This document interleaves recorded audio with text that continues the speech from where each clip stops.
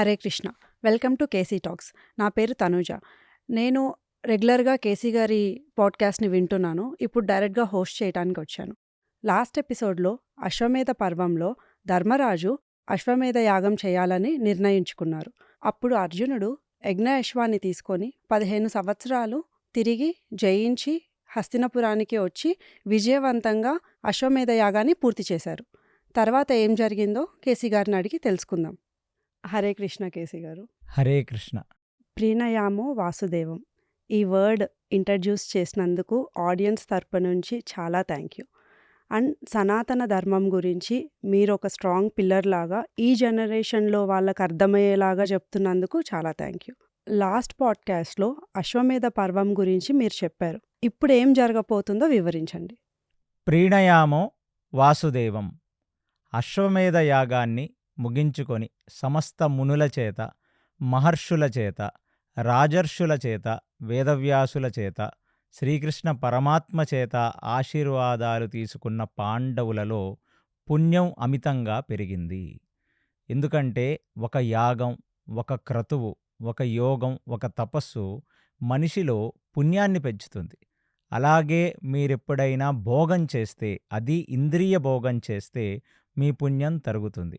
అదే అధార్మిక భోగం చేస్తే, అంటే నీ సొమ్ము కానిది, నీ రెక్క కష్టంతో రానిది నువ్వు భోగం చేసినా, ఒకవేళ అధార్మికంగా ఏదైనా సుఖం అనుభవించే ప్రయత్నం చేసినా అది పాపం తగులుతుంది.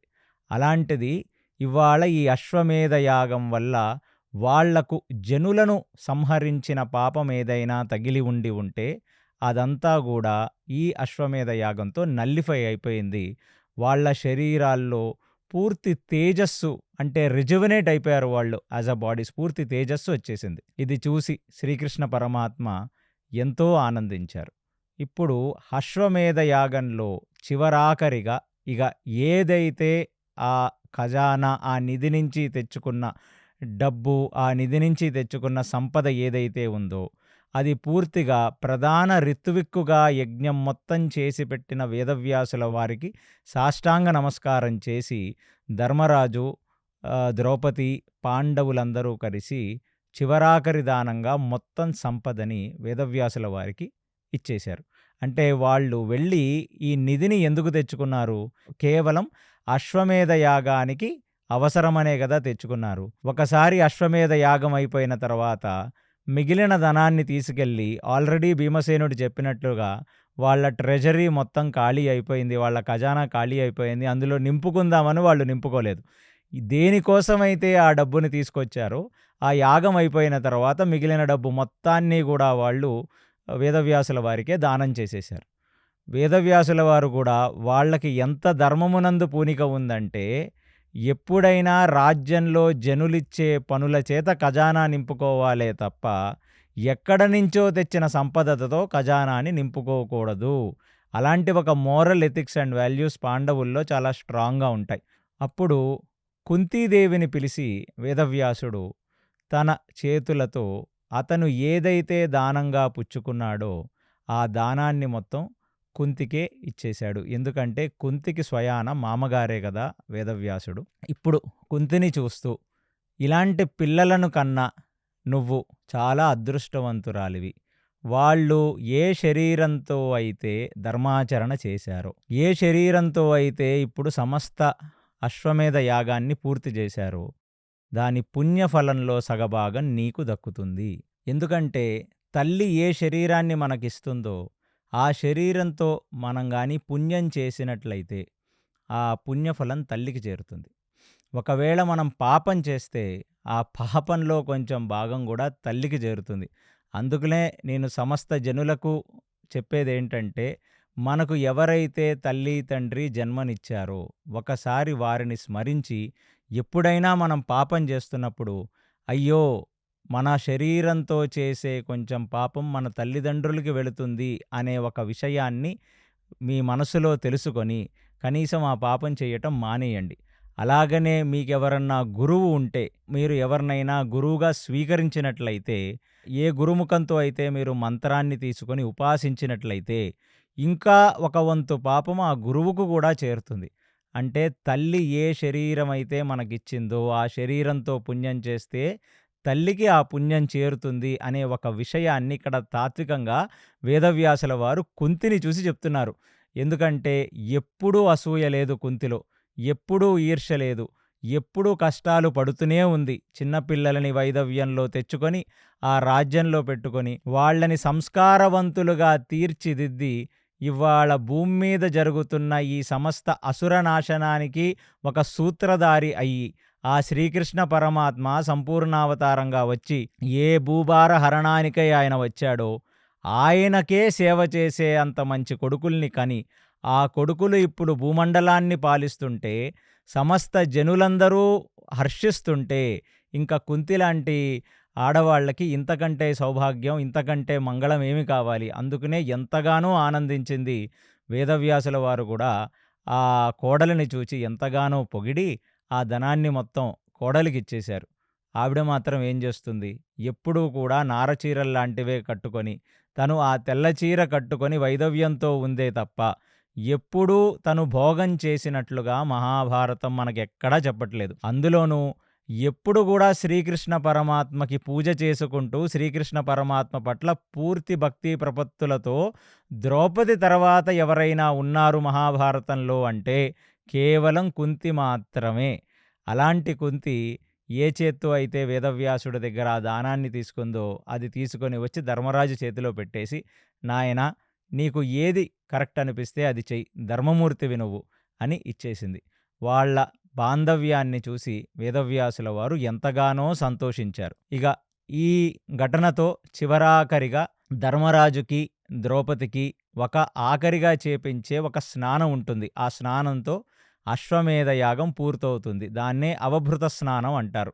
వాళ్ళని కూర్చోబెట్టి ఒక జల్లెడు పెట్టి అన్ని పుణ్యనదుల్లోంచి నీళ్లు తీసుకొనొచ్చి గంగా, యమున, సరస్వతి, సింధు, గోదావరి, కృష్ణ, కావేరి లాంటి అన్ని పుణ్యనదుల్లోంచి తీసుకొనొచ్చి ఆ రాజు యందే శ్రీమన్నారాయణుడి అంశని చూసుకొని మనందరం కూడా ఎలా అయితే ఒక దేవుడికి కృతజ్ఞతాపూర్వకంగా దేవుడికి మనం శరణాగతితో ఉంటామో మనల్ని పాలిస్తున్న రాజులోనే ఆ నారాయణ అంశని మనం అందరం చూసుకోవాలి అని సమస్త జనుల ముందు అవప్లుత స్నానం చేసి వాళ్ళ శరీరాలకి తగిలిన ఆ నీళ్లని తీసి అందరూ జనులు వాళ్ళ తల మీద జల్లుకోవటంతో ఈ రాజసూయ యాగం అనే ఒక చాప్టర్ పూర్తవుతుంది. ఇలాగా 15 సంవత్సరాల పాటు భూమండలం మొత్తం తిరిగి అక్కడ ఉన్న రాజులెవరినీ కూడా సంహరించకుండా వాళ్ళని మనసులు గెలుచుకొని, ఎందుకంటే రాజులు చనిపోయారు కురుక్షేత్రంలో, రాజుల పిల్లలు, రాజుల బంధువులున్నారు. కాబట్టి ఆ బంధువులు, రాజుల పిల్లల్లో కూడా ఎలాంటి కల్మషము లేకుండా, ఎలాంటి రివెంజ్ భావన లేకుండా అర్జునుడు వాళ్ళందరినీ మంచిగా హ్యాండిల్ చేస్తే ఇప్పుడు ఎవరు కూడా భయపడి కురు సామ్రాజ్యానికి సామంతుల రాజుల్లాగా లేరు. వాళ్ళు ఇష్టంగా కురు సామ్రాజ్యానికి సామంత రాజుల్లా ఉన్నారు. ఎప్పుడైనా ట్యాక్స్ ఇవ్వాల్సి వస్తే వీడెక్కడ దొరికాడురా నాయన, రాజసింహాసనం మీద కూర్చొని మన రక్తం పీలుస్తున్నాడు అనే ఒక భావనతో ఎవరూ లేరు. వాళ్ళు రాజుకి మనం గానీ ట్యాక్స్ కడితే అతను సమస్త భూమికి మంచి చేస్తాడనే ఒక నమ్మకంతో ఇవ్వాల్సిన ట్యాక్స్ కంటే ఎక్కువే ఇచ్చారు కానీ ఎప్పుడూ కూడా తక్కువ ఇవ్వలేదు అనేటట్టుగా కూడా మనకి వ్యాసభారతం చెప్తుంది. అలాగా ఇప్పుడు ధర్మరాజు కూడా ఎంతగానో బాధపడ్డాడన్న సంగతి మనం చూసాం. ఆ బాధ అంతా అతని శరీరాన్ని వదిలేసి వెళ్ళిపోయింది. ఎప్పుడైతే ఆ పుణ్యం అంతా చేరిందో వేదవ్యాసుడు చెప్పాడు కదా, నువ్వు గోవ్రతం చేసావు, ఈ అశ్వమేధ యాగం అనేది ఒకటి చేస్తే సమస్త పుణ్యము నీ యందు చేరి నీకు ఇంక మళ్ళీ ఎప్పుడు దుఃఖం లేకుండా ఉంటుంది అని చెప్పాడు కదా. ఇక ధర్మరాజు మనసు కూడా పూర్తిగా నిర్మలమైంది. తాత్వికంగా ఆయనకి అన్నీ అర్థమయ్యాయి. ఇప్పుడు ఆయన ప్రశాంతంగా రాజ్యాన్ని ఏలుకుంటూ ఉన్నాడు. అలా కొంతకాలం గడిచింది. కానీ ఎప్పుడూ కూడా ధర్మరాజు రాజసూయ యాగం తర్వాత తన మనసు బాధల నుంచి బయటికొచ్చేసిన తర్వాత కూడా ఎప్పుడూ తను భోగం చేయలేదు. ఎప్పుడూ ఒక మహర్షిలాగా బ్రతికాడు. ఎప్పుడూ ఆయన పాంచభాక్ష పరవన్నములు తినలేదు. కేవలం నార్మల్ మీల్స్ మాత్రమే తిన్నాడు. ఆయన ఏది శరీరానికి అవసరమో అది మాత్రమే తీసుకున్నాడు. ఎప్పుడూ హంసతూలికా పాన్పుల మీద పడుకోలేదు ఆయన. కటిక నేల మీద పడుకున్నాడు. ఎప్పుడూ కూడా ఎటువంటి భోగము ఆయన చేయలేదు. ఎటువంటి మనోరంజకమైన నృత్యములు, మ్యూజిక్కు లాంటివి కూడా వినకుండా కేవలం ఒక తపోదీక్ష, యోగదీక్షగా ఒక మహర్షి ఎలా అయితే బ్రతికాడో, అతను రాజులాగా ఉంటూ చక్రవర్తి సింహాసనం మీద కూర్చున్న ఒక మహర్షిలాగా ఉన్నాడు. ఎప్పుడూ కూడా ఒక వ్యక్తి తన బాధ కోసం వస్తే, గంట మోగిస్తే అది ఎంత అర్ధరాత్రి అయినా వచ్చి రాజుగా నిలబడి ప్రజలకు సేవ చేయటం మొదలుపెట్టాడంటే సదా మీ సేవలో అన్నట్టుగా ధర్మరాజు బ్రతికాడు. అసల ధర్మరాజుని చూసిన జనులందరూ ఏమనుకున్నారంటే, అసల ఏమిటిది? ఇది ద్వాపరాంతమని అందరూ అంటున్నారు. కానీ మళ్ళీ కృతయుగం వచ్చేసినట్టుందేంటి? ఇక్కడ ఎవరికీ కోపాలు రావట్లేదు. ఎవరికీ ఒకళ్ళ మీద ఒకళ్ళకి కుళ్ళు, కల్మషాలు రావట్లేదు. బంధువులందరూ ఒకళ్ళతో ఒకళ్ళు చాలా ప్రేమతో ఉంటున్నారు ఆ రాజ్యంలో. ఎవరికి కష్టం వచ్చినా 10 మంది వచ్చి నిలబడుతున్నారు. మీ కష్టం మా కష్టంగా భావిస్తున్నామని. దాన ధర్మాలు గొప్పగా జరుగుతున్నాయి. అసల దుర్భిక్ష అనేది సొసైటీలో లేదు. మనుసుల్లో కూడా కల్మషం అంతా పోయింది. ఎందుకంటే కురుక్షేత్ర రణరంగం ముందు ఎన్నో దుశ్శకునములు కనపడ్డాయి. ఎందుకంటే ఒక సొసైటీ పాడైపోతున్నప్పుడు ఆ సొసైటీలో మనకి ఎన్నో రకాల బ్యాడ్ ఓమెన్స్, దుశ్శకునములు కనపడతాయి. అక్కడ ఉన్న ఆడవాళ్ళు, పిల్లల్లో ఇవి స్పష్టంగా కనపడతాయి. ఆడవాళ్ళు ఆనందంగా ఉండరు. పిల్లలు పెద్దలకు ఎదురు తిరుగుతారు. పిల్లల్లో చాలా ఫ్రస్ట్రేషన్ ఉంటుంది. భర్తల్లో లాయల్టీ తగ్గిపోతుంది. ఇవన్నీ కొన్ని లక్షణాలు. అవన్నీ కూడా ఆ కురుక్షేత్ర రణరంగానికి ముందు ఉండేవి. ఇప్పుడు ఏవి కూడా దుశ్శకునములు లేవు. అందరూ సామరస్యంగా ఉంటున్నారు. కుటుంబాల్లో కలహాలు జరగట్లేదు. పిల్లలు తల్లిదండ్రుల పట్ల గౌరవంగా ఉంటున్నారు. భర్తలు భార్యలకు లాయల్‌గా ఉంటున్నారు. భార్యలు కూడా ఎప్పుడూ భర్తల మీద కంప్లెయింట్లు ఇవ్వట్లేదు. అంతా సవ్యంగా జరిగిపోతుంది. కాలం గడుస్తూ వచ్చింది. ఇక అక్కడ ఉన్న మహర్షులు, యోగులు అందరూ చూచి మళ్ళీ సత్యయుగంలోకే మనం వచ్చామన్నట్టుగా ధర్మం 4 కాళ్ల మీద నడుస్తుంది. ఏ రామచంద్రుడి రాజ్యంలో ధర్మం ఉండేదో, ఇప్పుడు ధర్మరాజు పాలిస్తున్నప్పుడు కురు రాజ్యం కూడా రామచంద్రుడి రాజ్యంలాగా ఉంది. అందుకనే మనందరం కూడా మాట్లాడుతున్నప్పుడు రామరాజ్యం కావాలని కోరుకుంటాం కదా! అలాంటి ఒక రామరాజ్యం అక్కడ ఎస్టాబ్లిష్ అయ్యింది. ఎన్నో రకాల వార్తలు ద్వారకకు చేరుతూ ఉన్నాయి. కృష్ణుడు కూడా చూసి ఎంతగానో ఆనందించాడు. ఎందుకంటే ఆయన వీళ్ళ మీద పెట్టుకున్న నమ్మకానికి, వీళ్ళ వేపు ఉండి రథసారథ్యం చేసి గెలుపుని ఒక పళ్ళెంలో తీసుకొని వచ్చి వాళ్ళకిచ్చినందుకు గాను వాళ్ళు ప్రయోజకంగా దాన్ని నిలబెట్టుకొని అందరూ వాళ్ళని ఇష్టపడేటట్టుగా అందరి చేత మెప్పు పొందుతూ వాళ్ళు రాజ్యపాలన చేస్తున్నారు కదా! అది చూసిన కృష్ణుడు ఎంతగానో ఆనందపడ్డాడు. అలా కొంతకాలం సాగింది. ఒకానొక రోజు ఒక బ్రాహ్మణుడు రాత్రిపూట కరెక్ట్‌గా సభ అయిపోతుండగా ధర్మరాజు దగ్గరికి వచ్చాడు. ధర్మరాజు దగ్గరికి వచ్చి, "నేను ఒక యాగం చెయ్యాలనుకుంటున్నాను ధర్మరాజా, నాకు దానం ఇవ్వవలసినది" అని కోరాడు. కోరగానే అది ధర్మరాజు కూడా ఏమన్నాడంటే, "నువ్వు అన్నీ మూసేసిన తర్వాత, మన వాళ్ళందరూ ఇంటికెళ్ళిపోయిన తర్వాత వచ్చావు. కాబట్టి నీకు ఖచ్చితంగా రేపు పొద్దున్న నీకు కావలసిన దానం నీకిస్తాను. నువ్వు ఇంటికి వెళ్ళవలసినది" అని అడిగాడు. అడిగితే బ్రాహ్మణుడు ఎక్కడో ఒక చోట నొచ్చుకున్నాడు. ఎందుకంటే కాదని లేకుండా ప్రతి వాళ్ళకి సహాయం చేస్తూ ఉంటాడు. దాన ధర్మాలు చేస్తూ ఉంటాడు ధర్మరాజు. అంటే యోగ్యులకు మాత్రమే, అయోగ్యులకు ధర్మరాజు దానం చేయడు. ఇక్కడ ఆ బ్రాహ్మణుడు కూడా కేవలం తను ఒక యజ్ఞం చేస్తాననే వచ్చాడు తప్ప తను భోగానికి రాలేదు. మేబీ కొంచెం లేట్ అయినా కోశాగారం తెరిపించి భటులను పిలిచి ఆ బ్రాహ్మణుడికి దానం ఇస్తే మంచిగుండేది. కానీ ఆ రోజు ధర్మరాజు, "సరే నువ్వు రేపు రావలసినదన్నాడు." అలాంటి వాడు వెళ్ళి ఇప్పుడు ఒక గంట మోగించాడు. గంట మోగించగానే ధర్మరాజు, అయ్యో! ఇతనికి ఇంకెంత కష్టం వచ్చిందో, ఏమైనా ఎమర్జెన్సీ ఉందేమో, ఇప్పుడే నేను వచ్చాను, నేనిప్పుడే నా ధ్యానం మొదలుపెట్టాను అని ధ్యానం మధ్యలోంచి లేచి ధర్మరాజు వెళ్ళి ఆ గంట దగ్గరికి వెళ్ళాడు. ఆ బ్రాహ్మణుడితో మాట్లాడదామని. వెళ్ళేసరికి అక్కడ బ్రాహ్మణుడు లేడు. భీమసేనుడు ఉన్నాడక్కడ నిలబడి. "ఏమిటి భీమసేన, ఏం జరిగిందంటే," "ఏమీ లేదన్నయ్య, నువ్వు వెళ్ళిపోయిన తర్వాత బ్రాహ్మణుడు ముఖమంతా దిగాలుగా వెళ్ళిపోవటం చూసి యువరాజుగా నేనే ఆపాను. ఏమిటయ్యా విప్ర, ద్విజ, ఏం కావాలి నీకంటే, నేను ఒక యజ్ఞం మొదలుపెట్టాలనుకుంటున్నాను. ఆ యజ్ఞానికి నాకు కొంచెం దానం కావాలని వచ్చాను. మేబీ నేను రావటం లేట్ అయిందో, లేదో ధర్మరాజు యొక్క మనసు వేరే విషయంలో నిమగ్నమై ఉందో, నాకు దానం చెయ్యమంటే ఆయన రేపు రమ్మన్నాడు. అందుకు కొంచెం నాకు బాధ కలిగి నేను వెళ్ళిపోతున్నాను" అనగానే ఎక్కడ తన కోశాగారానికి ఉన్న ఆ సైనికులను పిలిచి కోశాగారం తెరిపించి అందులోంచి కొంచెం డబ్బు తీసి ఇవ్వాల్సొస్తదో ఆ టైము లేదని చెప్పి భీముడు తన చేతికున్న కడియం, భీముడు తన మెడలో ఉన్న గొలుసు, భీముడు సొంతగా ఉన్న తన అంతఃపురంలో ఉన్న ధనం తీసుకొని వచ్చి బ్రాహ్మణుడికి దానం చేసేస్తే దానికి ఎంతగానో సంతోషపడ్డ బ్రాహ్మణుడు మంగళంగా పక్కనే గంట ఉంటే గంట మోగించి వెళ్ళిపోయాడు. అది చూచిన ధర్మరాజు భీమసేనుడిని అడుగుతున్నాడు, ఏమి నాయనా రేపటి వరకు ఆగలేకపోయావా? ఒంటి మీద ఉన్న వస్తువులు, లోపలున్న వస్తువులు ఎందుకు ఇచ్చేసావని అడిగితే అప్పుడు భీమసేనుడు చెప్తున్నాడు, వచ్చినవాడు బ్రాహ్మణుడు, తన కోసం కాదు, ఒక యజ్ఞానికి దానం కావాలని అడిగాడు. నువ్వు రేపిస్తానన్నావు. రేపటి వరకు మనం ఉంటామన్న గ్యారంటీ ఏమిటి? రేపు ఎవరు చూశారు? అందుకనే ఎవరూ కూడా మన రాజ్యంలో మన దగ్గరికి వచ్చి దానం అడిగిన వాళ్ళకి అది ఎంత లేట్ అయినా, జనాలకు కొంచెం కష్టమైనా, మన భటులు ఓవర్ టైం చేసైనా పొయ్యి కోశాగారం తెరిచి ఇవ్వాల్సింది. అది ఇవ్వలేదు కాబట్టి నేను మన ఇంట్లో ఉన్న వాటిని తీసుకెళ్ళి ఆ బ్రాహ్మణుడికి దానం చేసేస్తే ఆనందపడి గంట మోగించి వెళ్ళిపోయాడనగానే అసలు యువరాజుగా భీమసేనుడి యొక్క రెస్పాన్సిబిలిటీని చూసి ఎంతగానో ఆనందపడి ధర్మరాజు భీమసేనుడిని ఆలింగనం చేసుకొని, అంటే యువరాజు ఎలా ఉండాలి, ఒక రాజు యాక్సెసిబిలిటీలో, చక్రవర్తి యాక్సెసిబిలిటీలో లేకపోతే రెండవ వాడు యువరాజే. అంటే రాజు కొడుకులాగా ఉండి రాజు ఎవరన్నా కష్టాన్ని అర్థం చేసుకోలేకపోతే జోక్యం చేసుకొని యువరాజే ఆ కష్టాన్ని తీర్చాలి.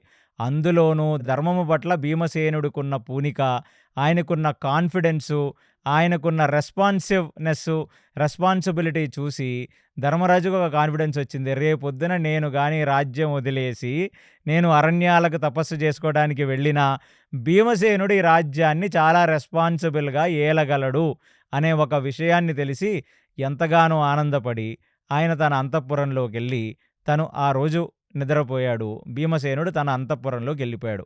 ఇలా కొంతకాలం సాగింది.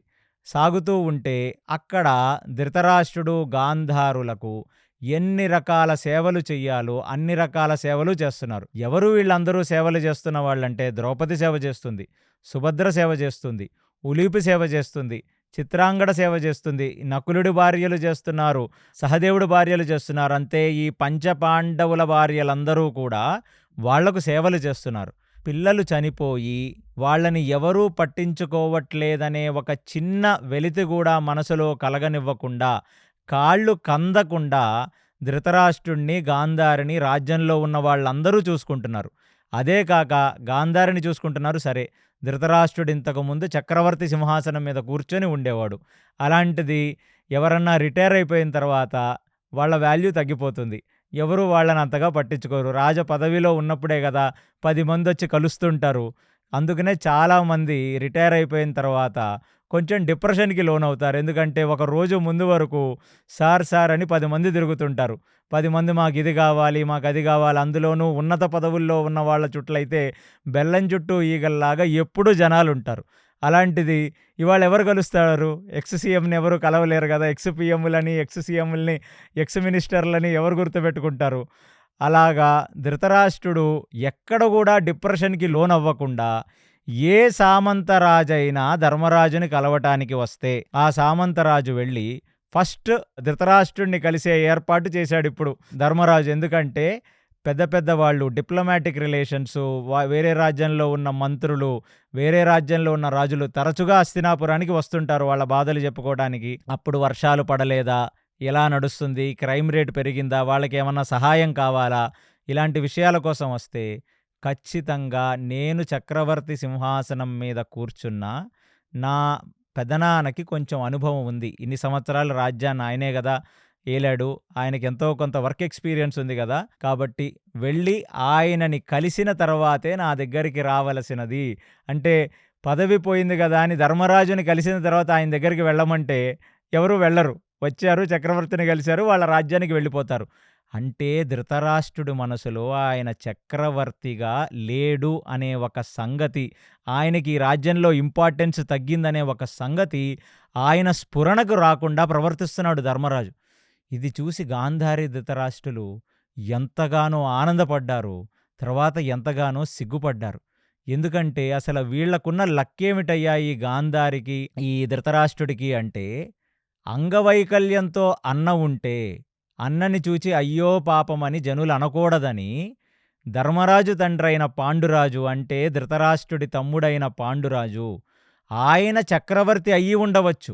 అయినా సరే నా అన్న పక్కన నేను చేతులు కట్టుకొని నించుంటానని భూమండలం మొత్తం తిరిగి ఎన్నో యజ్ఞయాగాదులు చేసి ఎన్నో యుద్ధాలు చేసి ఇంకా కురు సామ్రాజ్యం యొక్క కాన్ఫిడెన్స్‌ని, కురు సామ్రాజ్యానికి ఉన్న రెప్యుటేషన్‌ని కాపాడుకుంటూ ఎప్పుడూ అన్నకి సదా మీ సేవలో అన్నట్టు పక్కన నిలబడిపోయాడు ఆ పాండురాజు. అలాంటి వాడి పిల్లలు ఇవాళ మళ్ళీ ధృతరాష్ట్రుడికి అంత ఇంపార్టెన్స్ ఇస్తుంటే వాళ్ళది తీసుకోలేకపోయారు. అంటే మనం మోసం చేసిన వ్యక్తి మనకే వచ్చి మళ్ళీ తిరిగి పెడితే మనకెలా ఉంటుంది? సిగ్గుతో చచ్చిపోవాలనిపిస్తుంది గదా! అలాంటి ఒక పరిస్థితి ఇవాళ గాంధారిది, ధృతరాష్ట్రుడిది. వాళ్ళు పూర్తిగా వాళ్ళ మనసులతో ఆ ధర్మరాజుని చూస్తే వాళ్లకు వెలితి సిగ్గు వచ్చి అప్పుడప్పుడు ధర్మరాజు కళ్ళల్లో గూడా కళ్ళు పెట్టి చూడలేని పరిస్థితిలో ఉన్నారు వాళ్ళంతా. ఇలా కొంతకాలం నడుస్తుంది. ఏమిటిది? ఇదేం అదృష్టంరా నాయనా! నా కొడుకులు కూడా ఎప్పుడూ నా మాట ఇలా వినలేదు గదరా! ఎన్నోసార్లు దుర్యోధనుడిని పిలిచి, నాయనా ఇలా చేయకూడదు నాయనా, అలా చెయ్యంటే ముసలోడివి, గుడ్డోడివి నువ్వు చెప్తే నేనినేదేంటి అని వెళ్ళిపోయేవాడు అలాంటివాడు. అలాంటిది నా కొడుకుల కంటే కూడా నీ రాజ్యంలో నాకు గౌరవం దొరుకుతుంది. నా కొడుకుల వల్ల నాకెప్పుడూ కూడా అదృష్టం రాలేదు. ఎప్పుడూ కూడా 10 మంది అమ్మో! ధృతరాష్ట్రుడు కన్న పిల్లలు అని మమ్మల్ని ఎప్పుడూ పొగడలేదు. అంటే పిల్లలు ప్రయోజకులైతేనే కదా తల్లిదండ్రులకు ఆ కీర్తి. నా కొడుకుల వల్ల ఎన్నడూ కీర్తి రాలేదు. నా తమ్ముడు ఏం అదృష్టం చేసుకున్నాడో ఇలాంటి పిల్లల్ని కన్నాడు. వాళ్ళివ్వాళ అంటే పాండురాజు లేడు కదా తండ్రిలాగా, ధృతరాష్ట్రుడినే తండ్రిలా భావించి బ్రతుకుతున్నారు పాండవులందరూ. ఇది చూచి గాంధారితో అంటున్నాడు ధృతరాష్ట్రుడు, ఏ జన్మలో ఏ పుణ్యం చేసుకున్నామో ఇలాంటి ఒక తమ్ముడు దొరికాడు పాండురాజు. ఆ పాండురాజు పిల్లలు మనల్ని ఇంత బాగా చూసుకుంటున్నారు. ఎప్పుడూ కూడా మనం ఒక మనస్సాక్షిగా బ్రతకలేదు గాంధారి. వాళ్ళ మీద ఎప్పుడూ కుళ్ళుతో, వాళ్ళ మీద ఎప్పుడూ వైషమ్యంతో బ్రతికాము తప్ప, ఛీ ఛీ ఛీ ఛీ! అసలు ధర్మరాజు ఎప్పుడైనా నా రాజ అంతఃపురంలోకొచ్చినా, ఆ ద్రౌపది ఎప్పుడైనా మామగారిని భోజనంనగనికి పిలిచినా, మామగారికని టాబ్లెట్లేయటానికొచ్చినా, మామగారి వసతులున్నాయా, మామగారి పూజా మందిరాన్ని శుభ్రపరచండి, మామగారు పడుకునే ఈ హంసతూలిగా పాన్పుల మీద బెడ్‌షీట్లు చేంజ్ చేయండి, ఇలాంటివన్నీ దగ్గర నుంచి ద్రౌపది చూస్తుంటే, ఇలాంటి ద్రౌపది ఒక రోజు నా పక్కన నిలబడి, మామగారు నన్ను సభలోకి లాగేస్తున్నారు, నన్ను బట్టలు లేకుండా నిలబెడతారు, నన్ను కాపాడాల్సిన ధర్మం మీది అంటే నేనేమీ చేయలేకపోయాను. ఇలాంటి వాళ్ళు ఇలా సేవలు చేస్తుంటే ఆ సేవలు కూడా తీసుకోలేకపోతున్నాను అనే ఒక సంగతి ధృతరాష్ట్రుడు, గాంధారి తరచుగా తలుచుకొని వాళ్ళ రాజ అంతఃపురాల్లో చాలా బాధపడేవాళ్ళంట. ఇదంతా కొన్నిసార్లు విదురుడికి కూడా చెప్పుకునేవాళ్ళు. పాపం వాళ్ళకెవరున్నారు? విదురుడే కదా అక్కడ మళ్ళీ ప్రైమ్ మినిస్టర్, చెప్పుకునేవాళ్ళు. ఇదంతా ఒక యాంగిల్‌లో నడుస్తుంటే ఇక్కడ ఒక కామెడీ తరచుగా జరుగుతూనే ఉంటది. వీళ్ళెప్పుడైనా భీమసేనుడు గాని వీళ్ళకెదురు పడితే, భీమసేనుడు ఎప్పుడైనా వీళ్ళందరూ కలిసున్నప్పుడు ఆ రాజ అంతఃపురంలోకొస్తే ఎలాగో గుడ్డివాడు కాబట్టి కనపడదు. గాంధారి కళ్ళకు గంతలు కట్టుకుంది. కానీ భీమసేనుడు చూపించాలి, నువ్వు పరమ వెధవ్విరా నాయనా, నువ్వొక ముసలి నక్కవి, నువ్వెప్పుడూ కూడా మంచివాడివి కాదు అనే సంగతి మొఖంతో చూపించలేడు కదా పాపం, వాళ్ళకి కనపడదు. అందుకనే పక్కన సంజయుడున్నా, పక్కన నకులుడున్నా, ఏమి కన్నాడురా నాయనా పిల్లలు, ఒక్కడన్నా ధర్మాత్ముడున్నాడా వాళ్ళల్లో? వేరితే ఒక్కడన్నా మంచివాడున్నాడా? సిగ్గు లేకుండా పక్కవాడి ఆస్తి మీద బ్రతుకుదామనుకున్న బ్రతుకులివి. అందుకనే నా భుజాలతో ఒక్కొక్కడిని నొక్కేసి క్రష్ చేసి ఆ శాండిల్‌వుడ్ పేస్ట్ చేసినట్టు పేస్ట్ చేసేసాను వాళ్ళని అని గంధాన్ని నూరినట్టుగా నూరేశానురా 100 మందిని అని ధృతరాష్ట్రుడు, గాంధారి ఇంటుండగానే పక్కన నకులుడికి, పక్కన సహదేవుడికి, పక్కన విదురుడికి, ఇంకెవరన్నా ఉంటే దౌమ్యుడితో భీమసేనుడు అప్పుడప్పుడు చమత్కారంగా మాట్లాడేవాడంట. అంటే భీమసేనుడు పర్సనాలిటీ అంతా ఒక డిఫరెంట్ పర్సనాలిటీ. ఆయన పర్సనాలిటీలో లోపలొకటి పెట్టుకోవటం, బయటొకటి మాట్లాడటం అనేది లేదు. బ్లాక్స్ అండ్ వైట్స్ మాత్రమే ఉంటాయి. తెల్ల కాగితాలు, నల్ల కాగితాలే ఉంటాయి భీమసేనుడు పర్సనాలిటీలో. No grey areas. గ్రే ఏరియాస్‌లో ఆపరేట్ చేయడు భీమసేనుడు. పోనీ ఎప్పుడైనా భీమసేనుడు ఆ మాటంటే గాంధారి ఒక్కసారిగా బాధపడేదంట. ఎంతైనా కన్నతల్లి గదా! పిల్లలందరినీ నా భుజాలతో ఒక్కొక్కడిని నొక్కి చంపేశానురా, దుశ్శాసనుడు గుండెలు బద్దలుగొట్టాను, ఆ దుర్యోధనుడు తొడలు విరిచేశాను, ఆ వికర్ణుడు తల బద్దలుగొట్టేశానని చెప్తుంటే పాపం ఒక్కసారిగా ఆమె కడుపు కదిలినట్టు అనిపించేదంట. ఎందుకు భీమసేనుడు ఇలాంటి మాటలు మాట్లాడుతున్నాడు అంటే, వీళ్ళ మనస్సులు నొచ్చుకోవాలి. ఎందుకంటే వాళ్ళు చేసినది తప్పు అనే సంగతి సాత్వికంగా, అంటే ధర్మరాజు ప్రవర్తన వల్ల, ద్రౌపది ప్రవర్తన వల్ల సాఫ్ట్‌గా వాళ్ళు లోపల లోపల కుమిలిపోతున్నారు. కాబట్టి ఇప్పుడు కనీసం ఎవడన్నా ఒక మాట అంటే కనీసం వాళ్ళకి ఇంకొంచెం అర్థమయ్యేటట్టుగా ఉంటుంది. ఎందుకంటే కొడుకులు చచ్చిపోయి ఒక్క రోజన్నా వాళ్ళు రాజ్యాన్ని ఏలుతుంటే చూసి ఆనందించాడా? వీడి కొడుకైన దుర్యోధనుడు కానీ, ఈ ధృతరాష్ట్రుడు గానీ ఆనందించలేదు గదా! అలాంటిది భీమసేనుడు మాటలకి వాళ్ళ మనసు చిముక్కుమంటుంది. పోనీ భీమసేనుడు అలాగని అలా ఊరుకోకుండా ఏమంటావు నకులా అనగానే ఇంక ఏమంటాం, నువ్వు ఏదంటే అదే అని చెప్పి నకులుడు వెళ్ళిపోయేవాడు. నువ్వేమంటావు సహదేవా, ఒక్కొక్కడిని ఇరక్కొట్టేశాం కదా, ఒక్కొక్కడిని తొక్కేశాం కదా అక్కడ అంటే, నువ్వు ఎలా అంటే అలాగే అన్నయ్య అని చెప్పి వాళ్ళు వెళ్ళిపోయేవాళ్ళు. అది అది విన్న ఈ గాంధారి, ఈ ధృతరాష్ట్రుడు ఇద్దరు కొంచెం తలలు కింద పెట్టుకొని మౌనంగా ఉండేవాళ్ళు. ఎందుకంటే వాళ్ళు ఎప్పుడైనా సమాజంలో good cop and bad cop అని ఒకళ్ళు ఉండాలి కుటుంబంలో. సో గుడ్ కాప్ ఎవరంటే ధర్మరాజు. ప్రేమతో అతి ప్రేమనిస్తుంటే ఆ ప్రేమని తీసుకోలేని పరిస్థితి. ఇక్కడ భీముడు మాటల్ని కూడా తీసుకోలేని పరిస్థితి. ఇలా బ్రతుకుతున్నారు వాళ్ళు. ఒకానొక రోజు ఈ ధృతరాష్ట్రుడికి, గాంధారికి కూడా మనసు చిముక్కుమంది. చిముక్కుమని అప్పుడు వాళ్ళు ఎవరితో ఈ మాట మాట్లాడాలో అర్థం కాక, అంటే పిలిచి ధర్మరాజుకు చెప్తే ఏమంటాడు, యువరాజుని పిలిచి భీమసేనుడిని మందలిస్తాడు. ఎందుకురా ఇలా అంటున్నావు అని. కానీ అలా చెప్పడం వల్ల ఏం ప్రయోజనం? కాబట్టి విదురుణ్ణి పిలిచి విదురుడికి ధృతరాష్ట్రుడు చెప్తున్నాడు, ఇక్కడ అన్నీ బానే ఉన్నాయి, అన్నీ ఓవర్‌వెల్మింగ్ ఎక్స్‌పీరియన్సెస్. అసలు నా పిల్లలు, నా కోడళ్ళు కూడా మమ్మల్ని ఇలా సేవించలేదురా నాయనా, వీళ్ళేమో ఉక్కిరి బిక్కిరి చేసేస్తున్నారు వీళ్ళ సేవలతో.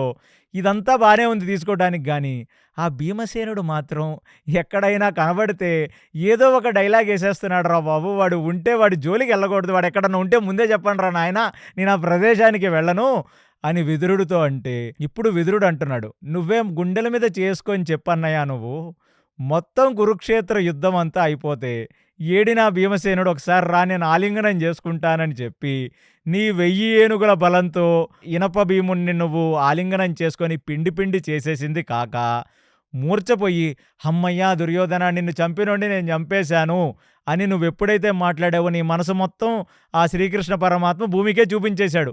నువ్వు లోపల ఎలా ఉంటావు, నువ్వు బయట ఎలా ఉంటావన్న సంగతి పాపం అమాయకుడైన ధర్మరాజుకు తెలియదేమో. తెలిసిన ధర్మరాజు నైజం, ధర్మరాజు ప్రవర్తనలో నీ ముఖం మీద చెప్పడేమో.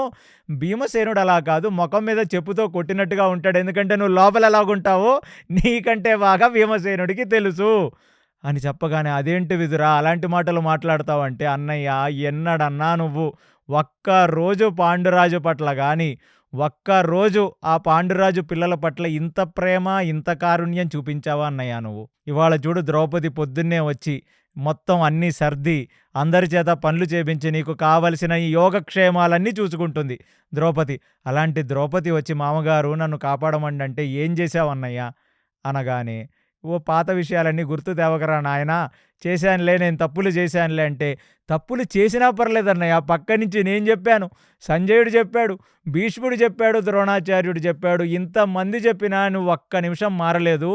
భీమసేనుడు అనే మాటల్లో తప్పే ఉంది, నువ్వు చేసిందే కదా చెప్తున్నాడు, నువ్వు చెయ్యందేమన్నా చెప్పి నేను తెప్పుతున్నాడా చెప్పు. కాబట్టి ఆ భీమసేనుడి మీద నువ్వు కోపం ఇప్పటికన్నా తగ్గించుకొని భీముడు అనే మాటని నోట్లోంచి ఉంటేనే నీ ముఖం అంతా మారిపోతుంది. కొంచెం పశ్చాత్తాపం తెచ్చుకో అన్నయ్య నువ్వు ఇప్పటికైనా. కనీసం నువ్వు చేసిన తప్పే కదా వాడు మాట్లాడుతున్నాడు అనే సంగతి వదిలేసి, చిచ్చిచి భీమసేనుడు లేనిపోని మాటలేం అనట్లేదన్నయ్య, నువ్వు చేసిన మాటలే అంటున్నాడు అనగానే పక్క నుంచి గాంధారి, ఎంతైనా తల్లినే కదా నాయనా, నా పిల్లలందరినీ చంపేసిందే గాక వాడి తొడ విరిచేశాను, వీడు గుండెలు బద్దలగొట్టేశాను, ఈ బాహువులతోనే వాళ్ళని నుజ్జు నుజ్జు చేశానని చెప్తే నా కడుపు కదలదా విదురా అంటే, ఒక్క నిమిషం ఫ్లాష్ బ్యాక్లోకి వెళ్దాం మనం. ఏం చేశావమ్మా గాంధారి నువ్వు? కుంతికి కొడుకు పుట్టాడన్న సంగతి తెలియగానే ఎక్కడ లేని మాశ్చర్యంతో, ఎక్కడ లేని జలసితో నిండు శూలవతివైన నువ్వు ఒక్కసారిగా కోపంతో నీ గర్భాన్ని కొట్టుకుంటే గర్భపాతమై పిండం బయటకొచ్చింది. నీలో ఉన్న అసూయే కదమ్మా దుర్యోధనుల్లో వచ్చింది. మామిడి చెట్టుకి ద్రాక్ష పళ్ళు కాస్తాయా? ద్రాక్ష చెట్టుకి అరటిపళ్ళు కాస్తాయా? చెట్టులో ఏవుంటే పండులో అదే ఉంటుంది గదా! కాబట్టి మీరిప్పటికైనా కొంచెం నిజమైన పశ్చాత్తాపం తెచ్చుకోండిరా నాయనా, ఇద్దరు మొగుడు పెళ్ళాలు కలిసి. మీకలా సాగుతుందంతే. అప్పుడేమో పాండురాజు వల్ల సాగింది. ఇప్పుడేమో ఈ ధర్మరాజు వల్ల సాగుతుంది.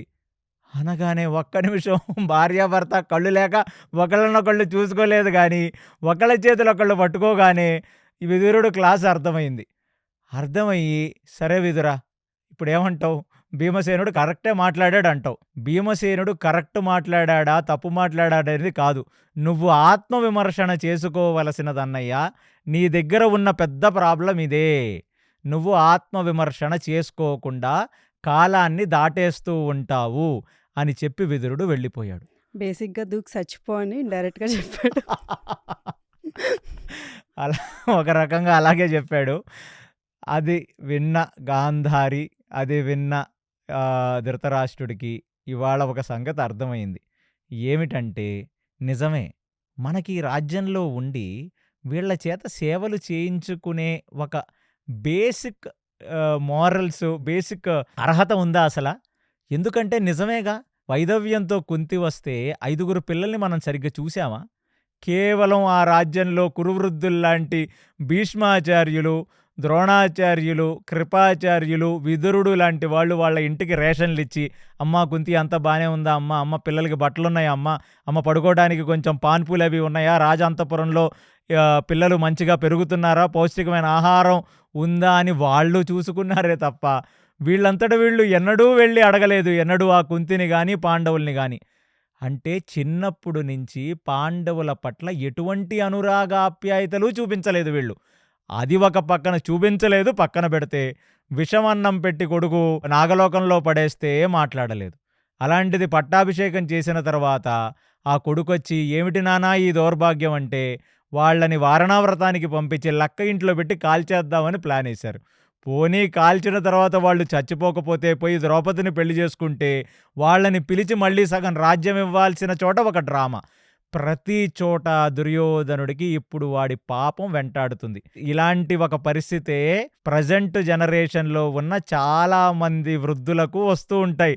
వాళ్ళ జీవితాల్లో వాళ్ళు ధర్మంగా బ్రతికితే చివరాఖరి క్షణాల్లో నిట్టూర్పులొదులుతూ, బాధపడకుండా ప్రశాంతంగా పుత్రపౌత్రులతో ఆనందంగా ఉండగలరు. అలా జీవితకాలం పాపాలు చేసి చివరాఖరి దశలో మాత్రం నవ్వుతూ ఎలా ఉంటారు ఎవరైనా?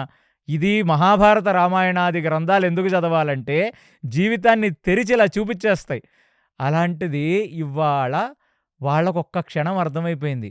అంటే 15 సంవత్సరాల పాటు నా పుత్రులు, నా పౌత్రులు అందరూ చనిపోయినా ఎటువంటి దుఃఖమూ తెలియకుండా ప్రశాంతంగా బ్రతికేసాం. బ్రతకడమే గాదు, ఇంకొన్నాళ్ళుంటే చచ్చే వరకు వాళ్ళు ఆ రాజాంతఃపురాల్లో హంసతూలికా పాన్పుల మీద పడుకుంటూ రాజులకిచ్చే మర్యాదలు, కంఫర్ట్స్‌తో ఒక జీవితం బ్రతికేసేవాళ్ళు వీళ్ళిద్దరూ. అలాంటిది ఇక వాళ్ళకి అర్థమైపోయింది. కరెక్టే, పాప ప్రక్షాళన జరగాల్సిందే. కనీసం ఇవాళ జనాలకు అది కూడా అర్థం కాదు. కానీ పాత జనాలు కాబట్టి, ద్వాపరయుగ జనాలు కాబట్టి ఖచ్చితంగా మనం చేసిన దానికి పాప ప్రక్షాళన జరగాల్సిందే. అంతేగాని రాజమందిరంలో కూచి పంచభక్ష పరవన్నాలు తింటూ, హంసతూలికా పాన్పుల మీద పడుకుంటూ, వామ్ వాటర్‌తో, సెంట్లు, అత్తర్లతో వీళ్ళు వాళ్ళు మసాజులు చేసుకుంటే, కాళ్ళకు మసాజ్ చేయండి, జుట్టుకు రంగేయండి, ఏసీ ముఖం మీద ఎయ్యండి, ఇలాంటివన్నీ చేస్తే కరెక్ట్ కాదు. అందుకునేనేమో భీమసేనుడు ఇండైరెక్ట్‌గా మనకు చెప్పాల్సింది చెప్తూనే ఉన్నాడు. అలా విదురుడు ఇవాళ ఓపెన్‌గా చెప్పేశాడు. ఇప్పుడు ఆ గాంధారిని చూచి, కరెక్టే, ఒక రాజు ఏం చెయ్యాలి? తను ధార్మికంగా రాజ్యాన్ని ఏలాలి. ధార్మికంగా రాజ్యాన్ని ఏలుతూ ఎప్పుడైనా వేరే వాళ్ళు వస్తే వాళ్ళతో యుద్ధం చేసి, ఒకటి యుద్ధ రణరంగంలో చనిపోవాలి. క్షత్రియుడిగా పుట్టాడు అంటే వాడి మరణం ఖచ్చితంగా 90% యుద్ధ రణరంగంలోనే ఉంటుంది. ఎందుకంటే పూర్వం రాజుగా పుట్టడం అనేది మీ అందరికీ అదో పెద్ద భోగం. అది అన్నిటికంటే పెద్ద రెస్పాన్సిబిలిటీ. ఎలాంటి రెస్పాన్సిబిలిటీ రాజుగా ఉండటం అనేది నేను మీకు అర్థం అవ్వటానికి ఒక ఉపమానంగా చెప్తున్నాను. మీరేదన్నా ఒక పెద్ద 5 స్టార్ హోటల్‌కి ఒక బుఫేకెళ్లారనుకోండి. అందులో ఒక 150 వెరైటీలుంటే, 150 వెరైటీలు నేను తింటాను అని కూర్చొని ఓ 3 గంటలు తిండి తింటే రేపటి రోజుకి మీ కడుపు పాడయ్యి, మీకు లూజ్ మోషన్స్, వామిటింగ్స్ అయ్యి సిక్కయి లోపల పడుకుంటారు. అలాగే రాజుకి ఉండాల్సిన ఫస్ట్ కర్తవ్యం ఏంటంటే, భయంకరమైన వైరాగ్యం ఉండాలి. వైరాగ్యం లేకపోతే అది అది ఒక మెత్తటి సింహాసనం గాదది. అది ముళ్ళ మీద కూర్చునే ఒక సింహాసనం. ఎందుకంటే తను ఒక డిసిప్లైన్‌గా, ఒక నియమనిష్టలతో, మోరల్ ఎథిక్స్ వాల్యూస్‌తో ఉంటేనే ఆ రాజు 10 కాలాల పాటు మనుగడ సాధించగలడు. వాడు భోగ ప్రవృత్తిలో ఉంటే పడిపోతాడు. అలాంటి రాజులే మనకు చాలామంది మొఘల్ రాజులు. ఎందుకంటే ఎలాంటి ధార్మిక ప్రవృత్తి లేకుండా కేవలం రాజకాంక్ష, కేవలం ఆ పొజిషను, కేవలం ఆ డబ్బుతో బ్రతికారు కాబట్టే రాజ్యాలకు రాజ్యాలు నాశనమైపోయేవాళ్ళు. ఎందుకంటే వాళ్ళు ఒకళ్ళ దగ్గర అపహరించిన రాజ్యాలే గదా! అలాంటిది ఇవాళ దుర్యోధనుడికి, దుశ్శాసనుడికి పట్టిన గతి ప్లస్ ఈ 100 మంది కొడుకులకు పట్టిన గతి అతను మనసులో నెమరు వేసుకుంటూ గాంధారికి చెప్తున్నాడు. ఒక వీరక్షత్రియుడనేవాడు ఎవరు అంటే, వాడు రాజ్యం కోసం ధర్మయుద్ధంగా బ్రతికి ఒకానొక యుద్ధంలో వాడు వీరమరణం పొందటం అనేది వాడి యొక్క ప్రథమ బాధ్యత. అలాంటి వీరమరణం పొందని రాజు ఏం చెయ్యాలి అంటే, ఒక స్టేజొచ్చిన తర్వాత ఈ భోగాన్నంతా గూడా వదిలేసి, వాడు ఒక ఆశ్రమానికి వెళ్ళిపోయి, అక్కడ యోగ సాధన చేసి, ఒక రాజర్షిగా అక్కడ ఆశ్రమవాసంలో వానప్రస్థాశ్రమం గాని, సన్యాసాశ్రమంలో శరీరత్యాగం చెయ్యాలి. అంటే వయసు పైపడే కొద్దీ ఒక మనిషి ఇంద్రియ భోగలోలుడై బ్రతకూడదు. వయసు పెరిగే కొద్దీ వాడికి జ్ఞానం పెరిగి, వాడు డిటాచ్డ్‌గా అవ్వటం మొదలుపెట్టాలి. అర్థమైందా ఇది? ఎందుకంటే వాడు ఇంకా 70 ఏళ్ళొచ్చినా, ఇంకా విజయ్ మాల్యా లాగా ఉండి, టీ షర్ట్‌లేసుకుంటూ, అమ్మాయిలతో తిరుక్కుంటూ, గోల్ఫ్ కోర్సుల్లో గోల్ఫ్‌లాడుకుంటూ, 5 స్టార్ హోటల్స్‌లో డైనింగ్ చేస్తూ, ఇలాగ పూర్వం ఏ రాజు ఉండేవాడు కాదు. అన్ని లగ్జరీస్ ఉన్న ఒక భరతుడు, ఒక మాంధాత లాంటి వాళ్ళు, ఒక దిలీపుడు, ఒక హరిశ్చంద్రుడు లాంటి వాళ్ళు ఒక స్టేజొచ్చిన తర్వాత భోగమంతా క్షణికమే. ఇది కేవలం మన శరీరానికి కాదు, మన ఆత్మ సాధనకై మనకిలాంటి ఒక జీవితం వచ్చింది. కాబట్టి మన జీవితాన్ని భోగంలో వృధా చేయకూడదు అని వాళ్ళు ఆశ్రమవాసానికి వెళ్ళి, వాళ్ళు యోగ సాధన చేసి, వాళ్ళు డిటాచ్డ్‌గా ఉండి శరీరాన్ని వదిలేసేవాళ్ళు. అది ఇప్పుడు గాంధారికి చెప్తున్నాడు ధృతరాష్ట్రుడు. కాబట్టి ఒకటి, యుద్ధం చేసి వీరమరణమా మనం పొందలేము. మంచో చెడో ఎలాంటి కొడుకుల్ని మనం కన్నామో వాళ్ళు మాత్రం వెళ్ళి, వాళ్ళు ఒక ధర్మయుద్ధంలో పార్టిసిపేట్ చేసి అక్కడ పడిపోయారు. ఇదొక రకంగా మంచిదే. మనం పెంచిన పెంపకానికి ఆ యుద్ధంలో సగంలో పారిపోయి వచ్చేసి ఉండేవాళ్ళు.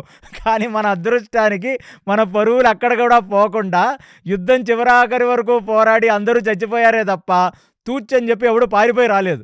పారిపోయి వచ్చి ఉండుంటే మన పరిస్థితి ఇంకో రకంగా ఉండేది వాళ్ళిక్కడ. కానీ దుర్యోధనుడు 17వ రోజు కింద వాటర్‌లోకెళ్ళి దాక్కొని ఉన్నాడు కదా! అక్కడ దాక్కొని సగం పరువు పోయినట్టే కదా! వాడు ఆ ప్రయత్నం చేశాడు. కానీ కష్టపడి వాడిని బయటికి తీసుకొనొచ్చి యుద్ధం చేశారు కదా! ఒక రకంగా చెప్తే ధృతరాష్ట్రుడు పరువు కూడా ఆ రోజు భీమసేనుడు, కృష్ణుడే నిలబెట్టారు. లేకపోతే వాడు మధ్యలో పారిపోయిన వాడే. కానీ కనీసం 99 కొడుకులైతే పోకుండా ఏదో వాళ్ళకి నచ్చిన యుద్ధం, వాళ్ళకొచ్చిన యుద్ధం వాళ్ళు చేశారు కదా! కనీసం మన కొడుకులు మన పరువులు కాపాడి ఆ వీర స్వర్గానికన్నా ఎళ్లారు. యుద్ధంలో చచ్చిపోయారు కాబట్టి వీర స్వర్గానికెళ్లారు. కానీ వాళ్ళు బ్రతికిన బ్రతుక్కి స్వర్గం గేటు కూడా వెళ్ళలేరు వాళ్ళు. అలాంటిది కేవలం యుద్ధానికెళ్లారు కాబట్టి ఎళ్లారు. కాబట్టి గాంధారి ఇక మంచిది. కాలం అనేది మనకు తెలియకుండా గడిచిపోతూనే ఉంటుంది.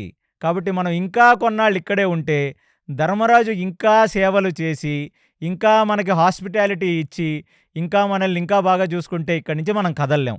కాబట్టి ఖచ్చితంగా విదురుడు చెప్పిన దానికి నాకు మార్పొచ్చేసింది అనగానే గాంధారి నివ్వెరపోయి చూసింది. ఎన్నోసార్లు చెప్పాడు కదరా విదురుడు, నీకు ఎప్పుడు రాని మార్పు ఇప్పుడు భలేగొచ్చేసింది ఏంటి అంటే, నిజంగా మీరందరూ అర్థం చేసుకోవాల్సింది, మనం ఒకళ్ళు కష్టాల్లో ఉన్నారు కదా అని మనం చాలా జాలి చూపిస్తాం. కానీ భగవంతుడు వాళ్ళకి ఆ కష్టాల నుంచి ఏదో నేర్పుతున్నాడు. వాళ్ళని వాళ్ళు సంస్కరించుకొని ఆ కష్టం నుంచి బయటపడిన వాడే నిజమైన యోగి. ఇవాళ ఆ కష్టపడుతున్నప్పుడు సనాతన ధర్మంలో ఎప్పుడు కూడా కష్టపడుతున్న వ్యక్తికి నువ్వు చేయూతనిచ్చి సహాయం చెయ్యాలే తప్ప భగవంతుణ్ణి దూషించకూడదు. ఎందుకంటే నిజమైన ఒక తాత్వికవేత్త, నిజమైన ఒక యోగి, నిజమైన ఒక పుణ్య పురుషుడైతే ఈ కష్టం నాకెందుకొచ్చింది అని ఆత్మవిమర్శన చేసుకుంటే, వాడికి ఎందుకీ కష్టము, ఇవాళ ఎందుకీ పరిస్థితొచ్చిందో వాడి జీవితం వాడికి చెప్పేస్తది. మనం ఎక్కడో వెళ్తే మన చిట్టా చిత్రగుప్తుడో, మన చిట్టా యమధర్మరాజో చదవరు. మనకి భూలోకంలో కష్టమొచ్చినప్పుడు మన యందు ఉన్న పరమాత్మ మనం ఆత్మవిమర్శన చేసుకుంటే లోపల నుంచి మనకు తెలిసిపోతుంది. ఇవాళ నిజంగా విదురుడన్న మాటలతో ధృతరాష్ట్రుడు పూర్తిగా మారిపోయాడు. ఇదేదో సినిమాలో ఒక ఒక చిన్న ఫ్లాష్ బ్యాక్‌లోకెళ్ళి వచ్చేసరికే పూర్తిగా మారిపోయినట్టుగా పూర్తి సాత్వికుడైపోయాడు ఇవాళ ఆ ధృతరాష్ట్రుడు. గాంధారిని పట్టుకొని కరెక్టే. మనం చేసిన పాపాలన్నీ కూడా ఇక్కడ ఉండి ఈ హంసతూలిక పాన్పుల మీద పడుకొని ఈ డ్రై ఫ్రూట్స్ అవి తింటే ఈ పాపాలు పోవు. ఖచ్చితంగా మనిద్దరం వెళ్లి యోగ సాధన చేద్దాం. విదురుడన్న మాట కరెక్టే. ఆ భీమసేనుడు మనల్ని చూసి అంటున్న మాట కరెక్టే. మారవలసినది మనం. కాబట్టి మనం వెళదాం అనగానే ఇప్పుడు గాంధారి చెప్పింది. వెళదాం అంటే ఎలా వెళ్తావు? ఎవడొప్పుకుంటాడు? ఇప్పుడు ధర్మరాజుకి ఈ సంగతి ఎలా చెప్తాం? అనగానే ఇక ధృతరాష్ట్రుడు అలిగి భోజనం చేయటం మానేశాడు. భోజనం చేయటం మానేస్తే ఆ అంతఃపురంలో ఉన్న ద్రౌపది, అంతఃపురంలో ఉన్న సుభద్ర, అర్జునుడికి, భీముడికి, ధర్మరాజుకి చెప్పారు ఈ సంగతి. భీముడు మాత్రం పోతే పోయిందిలే ముసలోడు 2 రోజులు భోజనం మానేస్తే వచ్చిన కష్టమేమీ లేదు, వచ్చిన నష్టమేమీ లేదులే అని భీమసేనుడు వదిలేశాడు. అంటే ఇది నేను కేవలం కామెడీగా చెప్తున్నాను గానీ, భీమసేనుడు పెద్దగా ఏం పట్టించుకోలేదు. ఆ ఫైనల్లీ బుద్ధొచ్చిందని అనుకునుంటారు. కనీసం బుద్ధన్నా వచ్చిందని అనుకోనుంటాడు. బట్ నిజంగానే ఆశ్రమ వాసిక పర్వాన్ని మీరు వ్యాసభారతంలో చదివితే భీముడు ఎక్కడా గూడా ధృతరాష్ట్రుడి ప్రవర్తన పట్ల గాని, ధృతరాష్ట్రుడిని చూసి భీముడు ఎన్నడూ సంతోషించలేదు. ధృతరాష్ట్రుడు గూడా భీముడి యొక్క ప్రెజెన్స్‌ని చూసి ఎన్నడూ సంతోషించలేదు. అంటే భీముడు చాలా బహిర్గతంగా చూపించేశాడు ధృతరాష్ట్రుడికి. నువ్వు పరమనీచుడివి అనే సంగతి భీముడు మాత్రమే నొక్కి ఒక్కాడించి పలికాడు. కానీ మనం ఎన్ని పాపాలు చేసినా యమధర్మరాజు దగ్గరికెళ్ళి నించుంటే మన పాపాలను యాక్సెప్ట్ చేయించి అప్పుడు మాత్రమే మనకు శిక్ష వేస్తాడట. అసలిక్కడ తాత్వికంగా మీరు అర్థం చేసుకోండి. ధర్మరాజు ఎందుకంత సున్నిత మనస్కురుడో మీరెప్పుడూ అర్థం చేసుకోలేదు. ఎందుకంత సున్నిత మనస్కురుడు ధర్మరాజు? ఎందుకు ట్రామాలో వెళ్తాడు అంటే, ఈ భూమి మీద ఉన్న సమస్త జీవుల ఉసురు తీసుకునేవాడాయన. వాళ్ళ ప్రాణములు తీసుకునేవాడు. అది ధర్మరాజు అలా జనుల యొక్క ప్రాణాలను తీసి ఆయన బాగా సాఫ్ట్ పర్సన్ అయిపోయాడు లోపల నుంచి. అదే కాకుండా ఎవరైనా ఒక జీవి మనిషి శరీరంలో ఉండి, మనిషి శరీరంలో బ్రతుకుతూ తన పాపములు ఏమి చేశాడో అంటే కనీసం వృద్ధాప్యంలో ధృతరాష్ట్రుడికి, గాంధారికి తెలిసిపోయింది వాళ్ళు చేసిన పాపం ఏమిటో. వాళ్ళు కనీసం పశ్చాత్తాపం చేసుకుందాం అని అనుకుంటున్నారు.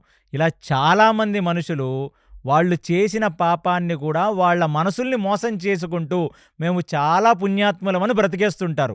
అలా బ్రతికిన వాళ్ళు రేపొద్దున చనిపోయి ఆ యమధర్మరాజు దగ్గరికి వెళితే నరకలోకాల్లో యమధర్మరాజు ఏమీ సినిమాల్లో చూపించినట్టుగా వీడిని నూనెలో వేయించండి, వీడికి సువ్వలు గుచ్చేయండి అని ఏం చెప్పడు. నీ ముందు కూర్చొని నువ్వప్పుడు అక్కడ ఒక సూక్ష్మ శరీరంతో వెళతావు.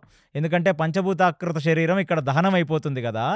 ఆ వైతరణి నది దాటి ఆ వైతరణీ నదిలో పరమ కుళ్ళు, కంపు, నీచు, రక్తం, మాంసం, ఎముకలతో ఒక దుర్గంధం ఉంటున్న వైతరణీ నది దాటుతుంటేనే ఆ వాసనకి, ఆ దృశ్యాలకి నీకు సగం గుర్తొచ్చేస్తుంది నువ్వు చేసిన పాపం ఏంటో. ఫైనల్లీ వెళ్ళి ఆ ధర్మరాజు దగ్గర నించుంటే ఆ యమధర్మరాజు చెప్తాడట, నాయనా నువ్వు ఈ తప్పు చేసావు, ఒప్పుకుంటావా అని. నువ్వు ఒప్పుకుంటేనే నీకు శిక్ష వేస్తాడు, లేకపోతే ఒప్పుకునేంత వరకు వెయిట్ చేస్తాడు ధర్మరాజు. అది ధర్మరాజు యొక్క నేచర్. అందుకనే ధర్మరాజు ఎప్పుడూ అందరితో కూడా ప్రశాంతంగా శాంతమూర్తి స్వభావంతోనే బ్రతుకుతాడు ఆయన. అలాంటిది ఇవాళ ఆయన తిండి మానేస్తే ఒక 4 రోజుల పాటు ఇక ధర్మరాజు ఆయన దగ్గరికి వచ్చి, ఏమిటి పెద్దనాన్న, ఎందుకు, ఎవరి మీద అలిగావు, ఎవరేమన్నారు, ఈ భీముడేమన్నా అన్నాడా, నీ మనసేమన్నా నొచ్చుకున్నాడా, ఏదా భీమసేనుడిని పిలవండి ఇక్కడికి అంటే భీమసేనుడు వచ్చి పక్కన నించున్నాడు. ఏం భీమా, ఏమన్నావు నువ్వు అనగానే, చిచ్చి భీమసేనుడు ఏమీ అనలేదని గాంధారి చెప్పింది. అంటే అంటే భయపడి కాదు, వాళ్ళకే అంతర్ముఖంగా విదురుడు చెప్పిన తర్వాత అర్థమైంది నిజమే కదా. మనం ఎన్నడూ వీళ్ళని ప్రేమగా చూసాం. సిగ్గు లేకుండా వీళ్ళు ఇంతింత మర్యాదలు చేస్తుంటే తీసుకోవచ్చా? ఒకప్పుడు వెనక నుంచి పొడిచేసిన నువ్వు ఇవాళ వాడి చేత్తో ఒక హెల్ప్ ఎలా తీసుకోగలవు? వాడి చేత్తో దానం ఎలా తీసుకోగలవు? కాబట్టి భీమసేనుడు ఏమీ అనలేదు. మరి ఎందుకు పెద్దనాన్న నువ్వు భోజనం చెయ్యట్లేదని చెప్పారు, ఎందుకు చెయ్యట్లేదు నువ్వు అంటే, అప్పుడు పక్కనున్న విదురుడు మాట్లాడుతూ ఆయనకి సన్యాసం తీసుకోవాలి, వానప్రస్థాశ్రమం తీసుకొని ఆశ్రమవాసం చెయ్యాలి అని ఆయన మనసులో అనిపిస్తుంది. అందుకనే ఈ గాంధారి ధృతరాష్ట్రులు వర్ణాశ్రమాన్ని తీసుకొని ఆశ్రమవాసం చేయటానికి వెళ్ళిపోతారు. కాబట్టి ఈ పర్వానికి ఆశ్రమవాసికా పర్వం అని పేరనమాట. అనగానే ధర్మరాజు ఒక్కసారి నిర్ఘాంతపోయాడు. నిర్ఘాంతపోయి, ఇక్కడ నిన్నెవరన్నా సరిగ్గా చూడట్లేదా పెద్దనాన్న? ఎవరన్నా నీ మనసుకు కష్టం కలిగిస్తున్నారా? ఎవరన్నా ఏమన్నా అంటున్నారా? ఎందుకు నీకంత వైరాగ్యం వచ్చింది? మంచిగానే ఉంది గదా!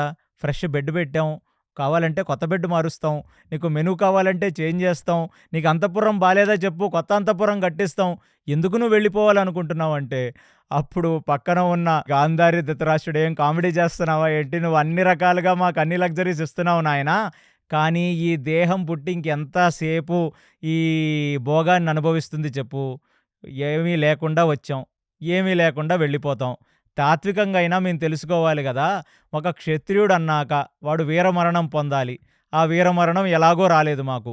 కనీసం తపం చేసి, యోగ సాధన చేసి మేము ఆ మోక్షమన్నా పొందే ప్రయత్నమన్నా చేస్తాం. మేము వెళ్ళిపోతాం ఇక్కడి నుంచి అని గాంధారంది. అనగానే ఒక్కసారిగా ధర్మరాజుకి ఏమీ అర్థం కాలే. ఏమిటి ఇంత మారిపోయారు ఈ మనుషులు? అసలు ధర్మమునందు కించిత్ పూనిక లేని వాళ్ళు పెద్ద పెద్ద ధర్మాలు మాట్లాడుతున్నారేంటి? మోక్ష సాధన ఇలాంటి వీళ్ళ డిక్షనరీలో లేవు గదా! అలాంటిది ఏంటి కొత్త రకమైన బాడీ లాంగ్వేజ్, కొత్త మార్పు వచ్చేసిందంటే విదురుడు కూడా లేదు. ధృతరాష్ట్రుడు చాలా మారాడు. ఆ పుత్ర పౌత్రులు మరణించటం, అసలు ఆ వైధవ్యంతో ఉన్న ఆయన కోడళ్ళని చూసుకోవటం, ఆయనకి జీవితం అర్థమైంది. కాలం మారుతుంది ధర్మరాజా, అందరూ ఒకేలా ఉండరు కదా. నువ్వు మాత్రం నీ ధర్మంగా నీ పెద్దనాన్నని ఎలా అయితే నీ తండ్రి చూసుకున్నాడో అలాగనే నువ్వు ఒక తండ్రిలానే చూసుకున్నావు. నీ యందు ఏ దోషము లేదు. ఇక భీమసేనుడు అంటాడా, అతని యందు దోషమే ఉండదు. ఆయన ఏదుంటే అది మాట్లాడతాడు తప్ప లేనిది ఏది మాట్లాడు. భీమసేనుడు నోటి వెంట అబద్ధం రాదు. అది ధర్మం అనుకుంటే మాట్లాడతాడు, లేదంటే మాట్లాడాడు. లేకపోతే కృష్ణుడు చెప్పింది చెప్పినట్టు చేస్తాడు తప్ప ఇంకొకటి ఆలోచించడు.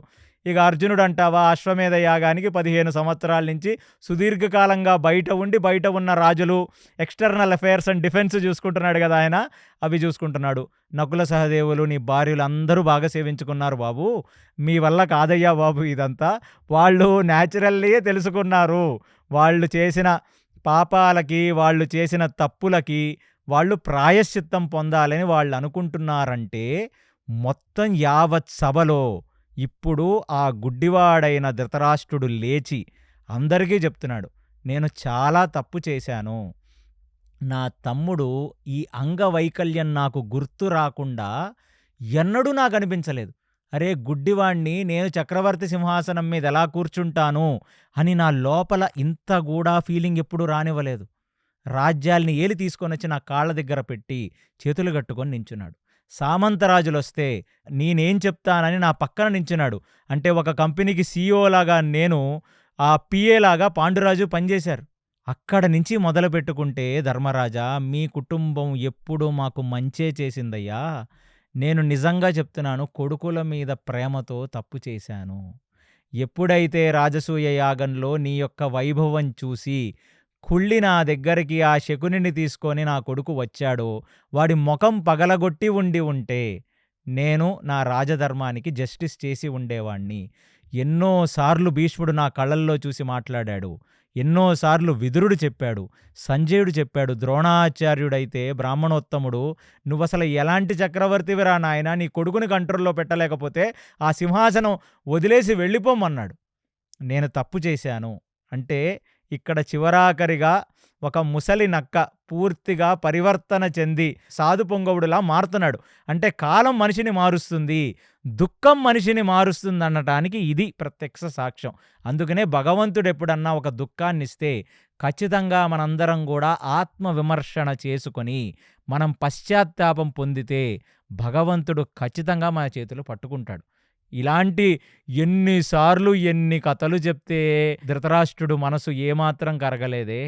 అలాంటిది ఒక భీమసేనుడు, ఒక విదురుడు చెప్తే ఇవాళ విన్నాడంటే ఆయన యొక్క పరిస్థితి, ఆయన యొక్క కష్టం అన్నీ మార్చేసింది మనిషిని. అందుకనే ఎటువంటి ఈగో లేకుండా సభలో చెప్పేశాడు, నేను చాలా ఇంజస్టిస్ చేశాను, నేను చాలా అమర్యాదగా ప్రవర్తించాను ద్రౌపది పట్ల. ఆ ద్రౌపది వచ్చి ఆమె ఇంత సేవ చేస్తుంటే నేను నా భార్య ఎన్నిసార్లు మనసులో బాధపడ్డాము. ఇలాంటి ఒక ఆమెకి కనీసం మనం నిలబడలేకపోయామని. కాబట్టి నేను ఖచ్చితంగా మీ అందరికీ చెప్తున్నాను. నా కొడుకు పరమ దుర్మార్గుడు. ఈ సంగతి గాని ఒక 20 సంవత్సరాల ముందు చెప్పుంటే నన్ను కూడా వేసేసేవాడు నా కొడుకు అనుకోని ఉంటాడు. భయపడి అందుకే చెప్పున్నాడు. ఇది బావుంది. ఈ సంగతి 20 సంవత్సరాల ముందు చెప్పుంటే నా కొడుకు నన్ను కూడా వేసేసుండేవాడు. ఏమో యేసుండేవాడు దుర్యోధనుడు.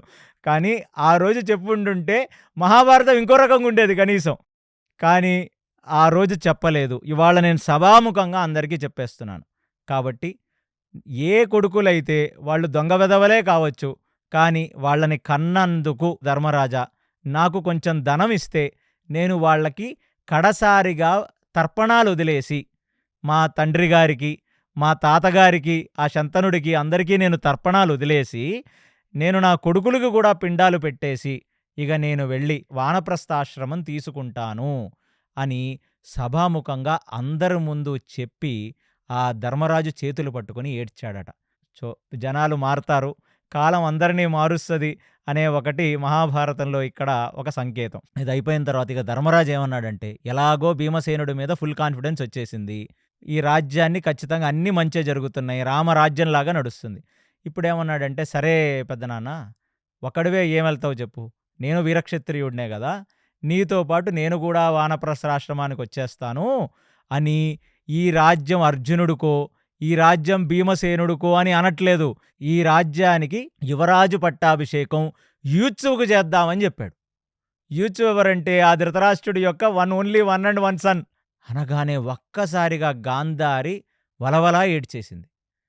ఎంత ధర్మమూర్తివయ్యా నువ్వు, ఇప్పటికీ మేము మా ప్రాయశ్చిత్తంతో మేము వానప్రస్థాశ్రమానికి వెళ్ళాలన్నా నీ తమ్ముళ్ళైన భీముడికో నీ అర్జునుడికో నకులుడికో సహదేవుడికో ఇవ్వకుండా ఈ ధృతరాష్ట్రుడి కొడుకైన యుయుత్సువుకి రాజ్య పట్టాభిషేకం చేస్తానన్నావు. నీ మంచితనం ముందు మేము నిలబడలేమంతే. నీ ముందు నిలబడే కించిత్ అర్హత లేదు మా ఇద్దరికి. కాబట్టి మమ్మల్ని ఇంకెక్కువ ఇబ్బంది పెట్టకుండా మర్యాదతో చంపొద్దు మమ్మల్ని. నువ్వు నీ మంచితనంతో మమ్మల్ని చంపేటట్టున్నావు. దీనికన్నా భీముడనే మాటలే బాగున్నాయి. ఒక్క దెబ్బతో చచ్చిపోవచ్చు. దీనికన్నా భీముడు సూటిపూటి మాటలతో అంటుంటేనే బాగున్నాయి. నువ్వు ఇంత ప్రేమ చూపించొద్దురా నాయనా, నువ్వు గుండెల్ని పిండేస్తున్నావు నీ ప్రేమతో, వద్దురా నాయనా అంటే ధర్మరాజు ఇంకా ఆగనివాడై, నిజంగా మీరు మారారు పెద్దనాన్న, మీ యందు నాకు ఇంత కూడా అమర్యాద లేదు. ఎవరైనా మనిషి అన్నాక తప్పులు చేస్తాడు, ఏముంది అందులో, ఎందుకు దాని గురించి ఇంత ఆలోచిస్తావు చెప్పు. పద, నాకు కూడా కొంచెం వర్క్ ఎక్స్పీరియన్స్ ఉంది, వనవాసాల్లో తిరిగిన ఎక్స్పీరియన్స్ ఉంది, నేనే మిమ్మల్ని దగ్గరుండి తీసుకెళ్తాను. ఇద్దరు గంతలు కట్టుకున్నారు, ఎలా వెళ్తారు, ఏం కనపడుతుంది, ఇద్దరు కళ్ళు లేని కబోదులు కలిసి పాపం ఎలా వెళ్తారు, కాబట్టి నేను వస్తానన్నాడు.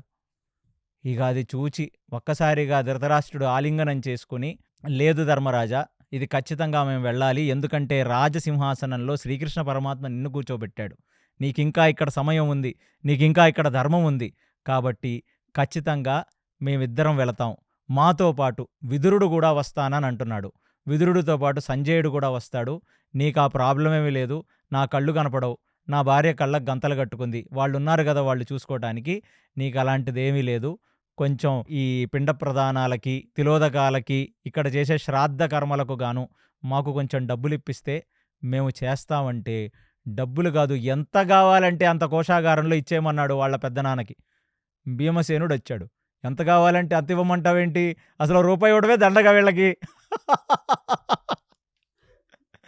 అంటే ఈ ఆశ్రమవాసిక పర్వంలో భీమసేనుడిది చాలా యూనిక్ క్యారెక్టర్. అంటే ఇలాంటి ఒక మనిషి కలియుగంలో ఉండాలి. ధర్మరాజు లాంటి మనిషి కలియుగంలో ఉండకూడదు. కాబట్టి ఏంటి డబ్బులు ఇచ్చేది, డబ్బులు లేవు, వాళ్ళు పొమ్మన వాళ్ళని, టైం అవుతుంది, కదలండి మీరు. ఇదంతా నేను సరదాగా చెప్తున్నాను, ఆయన ఎమోషన్ ఇలాగే ఉండుండొచ్చు. కాబట్టి అలా కదలండి అనకపోయినా, ఇలాంటి డబ్బులేమి ఇవ్వక్కర్లేదన్నా. ఇప్పుడు ధర్మరాజు ఏమన్నాడంటే, నువ్వు అసలు మాట్లాడొద్దు భీమసేన నువ్వు అని నేను ఇస్తానని చెప్పి ఖజానా తెరిపించి ఖజానా డబ్బిస్తే అర్జునుడు కూడా నిలబడి లేదు వాళ్ళకి ఇవ్వాలి అని. అంటే ఇక్కడ ఒకటి అర్థం చేసుకోవాల్సింది ఏంటంటే, ఇంటికి ఒక ప్రాక్టికల్ పర్సన్ ఉంటాడు, వాడి వల్ల కుటుంబాలు నడుస్తాయి. ఆ వ్యక్తే భీమసేనుడు. ఒక ఎమోషనల్ పర్సన్ ఉంటాడు. ఆ వ్యక్తే ధర్మరాజు. కానీ ఎమోషన్స్‌తో జనాల్ని ఎన్ని రకాలుగా కట్టేయొచ్చు. ఎందుకంటే భీమసేనుడు చేసిన ప్రవర్తన వల్ల ఈ ధృతరాష్ట్రుడికి, గాంధారికి ఎంత నొచ్చుకుందో తెలీదు కానీ, అసల ధర్మరాజు చూసే ప్రేమకి వాళ్ళకయ్యే బాణాల్లాగా గుచ్చుకుంటున్నాయి. అమ్మో! ఇంత ఇంత ప్రేమ మేము భరించలేకపోతున్నామని. అలాగే ధౌమ్యుడిని పిలిచాడు. బ్రాహ్మణోత్తములందరినీ రమ్మన్నాడు. అక్కడ శ్రాద్ధ కర్మల కార్యక్రమాలు చేపిచ్చమంటే 10 రోజుల పాటు అక్కడ ధృతరాష్ట్రుడు, గాంధారి అందరూ కలిసి ఆ వచ్చిన వాళ్ళందరికీ పితృపక్షం అది. ఆ పితృపక్షంలో వాళ్ళందరికీ కూడా అన్నదానాలు, వాళ్ళ పేర్ల మీద గోదానాలు అవన్నీ వాళ్ళ పిల్లల పేర్ల మీద చేస్తే అక్కడికి కుంతీదేవి వచ్చింది. కుంతీదేవి వచ్చి, నాయనా నేను కూడా నా కొడుకైన కర్ణుడికి పిండ ప్రదానాలు, శ్రాద్ధ కర్మలు, దానాలు చేద్దామనుకుంటున్నాను అంది. ధర్మరాజు చూసి ఒక రకంగా కోపంగా చూసినా, ఎందుకంటే అలాంటి ఒక విషయం ధర్మరాజుకి చెప్పలేదన్న కోపం ధర్మరాజుకుంది. అది చూచి, లేదమ్మా నువ్వు నీకు కావలసినది నువ్వు చేయవలసినది అంటే తను కూడా కర్ణుడికి తన అన్ని దానాలు కర్ణుడి పేరు మీద భూదానం, గోదానం, కనకదానం ఇవన్నీ ఇస్తుంది. ఈ ఆశ్రమవాసికా పర్వంలో వ్యాస భగవానుడికి చెప్పుకొని కుంతి ఎన్ని రకాలుగానో బాధపడుతుంది కర్ణుడి గురించి. అక్కడ నాకిది చూసి చాలా అసలు కుంతి హృదయం ఏమిటో మనకిక్కడ అర్థమవుతుంది.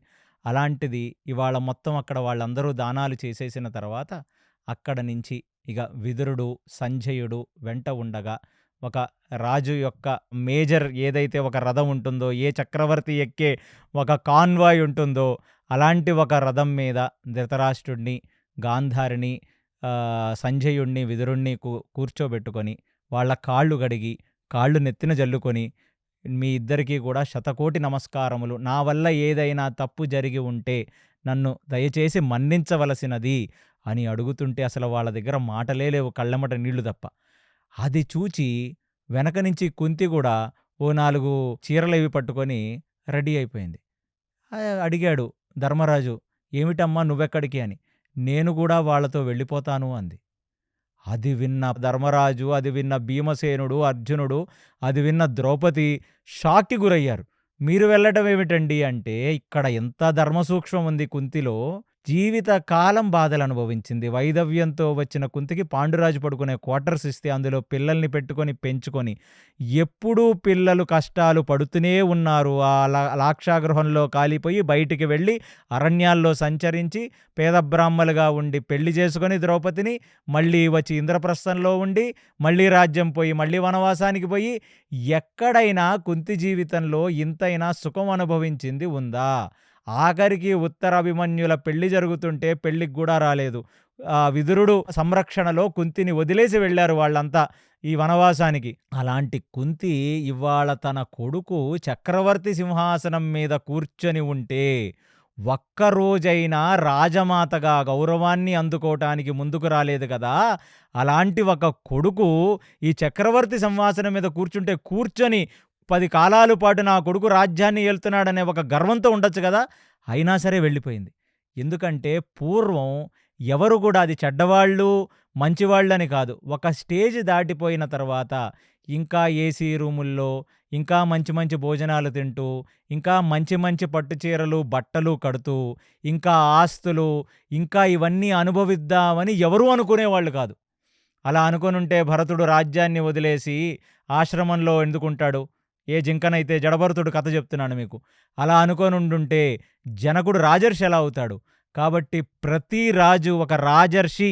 ఎవరు అంటే ఒక రాజుగా సమస్తమైన అదృష్టాన్ని అనుభవిస్తూ, సమస్తమైన రాజ్యాన్ని అనుభవిస్తూ, ఫేము, కీర్తి, ప్రతిష్ట, ధనం, స్త్రీ అన్నీ ఉన్నా ఆయనకి ఒక స్టేజ్ వచ్చిన తర్వాత పిల్లలు పెద్దవాళ్ళయ్యి సమర్థులైన తర్వాత రాజ్యాన్ని వదిలేసి తను ఆత్మసాధన అంటే మనం ఎందుకు వచ్చాం? పిల్లలని పశువులు గంటాయి, మనము గంటాం. ఆస్తులు అవి పశువులు కూడబెట్టవు పాపం, అవి వదిలేసి వెళ్ళిపోతాయి. అవన్నీ మనిషి మాత్రమే కూడబడతాడు. పుత్ర పౌత్ర కళాత్రులను చూసి చివరాఖరి క్షణం వరకు ఆ మాయలో బ్రతకటం మంచిదా, లేదా ఇదంతా క్షణికమే అని మనంతట మనమే దీనికి పులి స్టాప్ పెట్టి, ఎందుకంటే ఒక 10 సంవత్సరాలు 20 సంవత్సరాల్లో దేహమే వదిలేసి వెళ్ళిపోవాలి. అసలు పిల్లలు, రాజ్యం తర్వాత సంగతి. ఏ శరీరానికైతే పొద్దున లెగగానే దానికి మీరు హెయిర్ డ్రైయర్లు, దానికి లిప్‌స్టిక్‌లు, దానికి టూత్ పేస్ట్‌లు, దానికి మంచి మంచి పర్ఫ్యూమ్స్ కొట్టుకుంటారో ఆ శరీరాన్ని వదిలేసి ఎళ్ళిపోవాలి. చివరాఖరిగా కరెక్ట్‌గా నువ్వు 4 ఇడ్లీలు తినలేవు, 4 స్వీట్లు తినలేవు, గట్టిగా ఇన్ని డ్రై ఫ్రూట్స్ తింటేనే లూజ్ మోషన్స్ అయిపోతాయి. ఏ భోగం చేయటానికి శరీరం సహకరిస్తది. ఎంత బాగా చూసుకున్నానే శరీరమా నువ్వు, అలాంటిది చివరాఖరి క్షణంలో నాకింత కూడా కోఆపరేట్ చేయట్లేదు. కన్ను పడిపోద్ది. శరీరం అంతా ముడతలొచ్చేస్తాయి. కరెక్ట్‌గా నిలబడలేము. అంటే శరీరమే మనల్ని మోసం చేస్తుంది కదా! ఏ శరీరానికై జీవితకాలం మనం దాన్ని సేవించుకుంటూ బ్రతికామో, ఆ శరీరమే మన వెంట రావట్లేదు. అంటే పూర్వం అలాంటి వైరాగ్యం ఉండేది జనాల్లో. వీళ్ళకే కాదు, పెద్ద పెద్ద చక్రవర్తులకే ఉండేది. కలియుగంలో మాత్రమే చివరాఖరి క్షణాల వరకు వాళ్ళు సంపాదించిందంతా వాళ్ళ దగ్గర పెట్టుకొని, అదంతా తిని, ఒకరోజు వాడి ఇంట్లోనే ఏ టీవీ చూసుకుంటూ చనిపోయే ఒక దౌర్భాగ్యమైన పరిస్థితి కలియుగంలోనే ఉంటుంది తప్ప, మిగతా ఏ యుగాల్లో కూడా అలా మనుషులు అలా చనిపోయేవాళ్ళు కాదు. ఇది నేను ఢిల్లీలో ఉన్నప్పుడు చూసేవాడిని. చాలామంది ధనిక సామాజిక వర్గానికి చెందిన వాళ్ళు కూడా హరిద్వారు, రిషికేష్‌కెళ్ళిపోయి చిన్న చిన్న ఆశ్రమాల్లో బ్రతుకుతుంటారు చాలా వృద్ధులైన వాళ్ళు. భార్యాభర్తలు కలిసి ఆ గంగ స్నానం చేసుకుంటూ రిషికేషు, హరిద్వారు, ఉత్తరకాశీ అటువైపు మొత్తం దేవభూమి అని దానికి పేరే ఉంది ఉత్తరాఖండ్‌కి. ఆ కేదార్‌నాథ్ దగ్గర, గంగోత్రి దగ్గర, యమునోత్రి దగ్గర ఆ కింద ప్రాంతాల్లో ఎంతమంది వృద్ధులుంటారు. ఆఖరికి ఇప్పుడు వీళ్ళు వెళ్ళేది కూడా హరిద్వారే, అది వేరే సంగతి. కానీ అలాంటి ఒక గొప్పతనం కుంతిలో చూడగానే నాకసల ధర్మం అంటే ఏమిటి? అసలు వాళ్ళెందుకంత ధర్మాత్ములుగా ఉండేవాళ్ళు? వాళ్ళెవరన్నా ఊహించండి. ఏ రోజు రాజ్యం రాని వ్యక్తికి కరెక్ట్‌గా ఒక 60 ఏళ్లకో, 70 ఏళ్ళకో వాడికి చీఫ్ మినిస్టరో, ప్రైమ్ మినిస్టర్ అయ్యే అదృష్టం వస్తే తల్లొచ్చి పక్కన కూర్చుంటది. నేనలాంటి ఒక దాన్ని కేవలం మోదీ గారి తల్లిలోనే జూసా. ఆయన ప్రైమ్ మినిస్టర్ అయితే ఏ రోజు ఆమె ప్రైమ్ మినిస్టర్ రెసిడెన్సీలో కూడా వెళ్ళలేదు. కనీసం కొడుక్కి తిండి వండి పెట్టిందో లేదో కూడా తెలీదు మనకి. ఆ తల్లి చనిపోతే కనీసం రాజలాంఛనాలతో ఆమెకు అంత్యక్రియలు కూడా జరగలేదు. కరెక్టే. మోడీ గారిని చూస్తే ధర్మరాజులానే ఉంటారు. కానీ యాక్చువల్లీ మేమందరం ఇప్పుడు యూత్ అందరం యోగి గారు ఎప్పుడొస్తారా భీముడిలాగా గద పెట్టుకొని, బుల్డోజర్ యేసుకొని అని మేము వెయిట్ చేస్తున్నాం. సో, అది రావాలనే కోరుకుంటున్నాను. బట్ ఇంత ధర్మం ఉండేదంటే ఎవరు కూడా రాజ్యాల్లో ఆహ్, వాళ్ళ పిల్లలు, వాళ్ళ పౌత్రులు వాళ్ళే ఉండాలి. వాళ్ళు రాజ్యాలెళ్తుంటే మేము చూడాలి అని ఎవ్వరూ అనుకునేవాళ్ళు కాదు అనే సంగతి ఇక్కడ ఒక ప్రత్యక్ష సాక్ష్యం. అది చూసి ధర్మరాజు ఎంతగానో ఏడ్చాడు. ఆ తల్లికి వాళ్ళేం చేశారు? ఎన్నడూ వాళ్ళు సుఖంగా ఉండగలిగిందా తల్లి? 5గురు పిల్లల్ని పెట్టుకొనొచ్చిన తల్లి ఎంతగానో అనురాగ ఆప్యాయతలతో ఒక కోడి పిల్లల్ని దాచుకున్నట్టుగా దాచుకొని ఈ రాబందుల నుంచి కాపాడుకుంటూ పెంచిందే. అలాంటిది రాజ్యం వచ్చి 15 సంవత్సరాలయింది. ఈ దుష్టులైన కౌరవుల తల్లిదండ్రులనే వాళ్ళింత చూసుకున్నారు. కుంతిని ఎంత బాగా చూసుకొనుండేవాళ్ళు వాళ్ళు. రాజమాతగా శాసనం చేసుండేది ఆమె పక్కన కూర్చొని. కానీ ఇదేమీ వద్దు నాయనా, నేను మోక్ష సాధనకి నేను కూడా వెళ్ళిపోతాను అని అనుకుంది పిచ్చి తల్లి. పాపం వాళ్ళతో పాటు వెళ్ళిపోయింది తను. అది చూసి ధర్మరాజు ఎంతగానో బాధపడ్డాడు. అయ్యో! ఈ తల్లిని ఒకరోజేమో నా తండ్రి గారు ఉన్న క్వార్టర్స్‌లో బ్రతికింది. దాని తర్వాత విదురుడు ఆధీనంలో బ్రతికింది.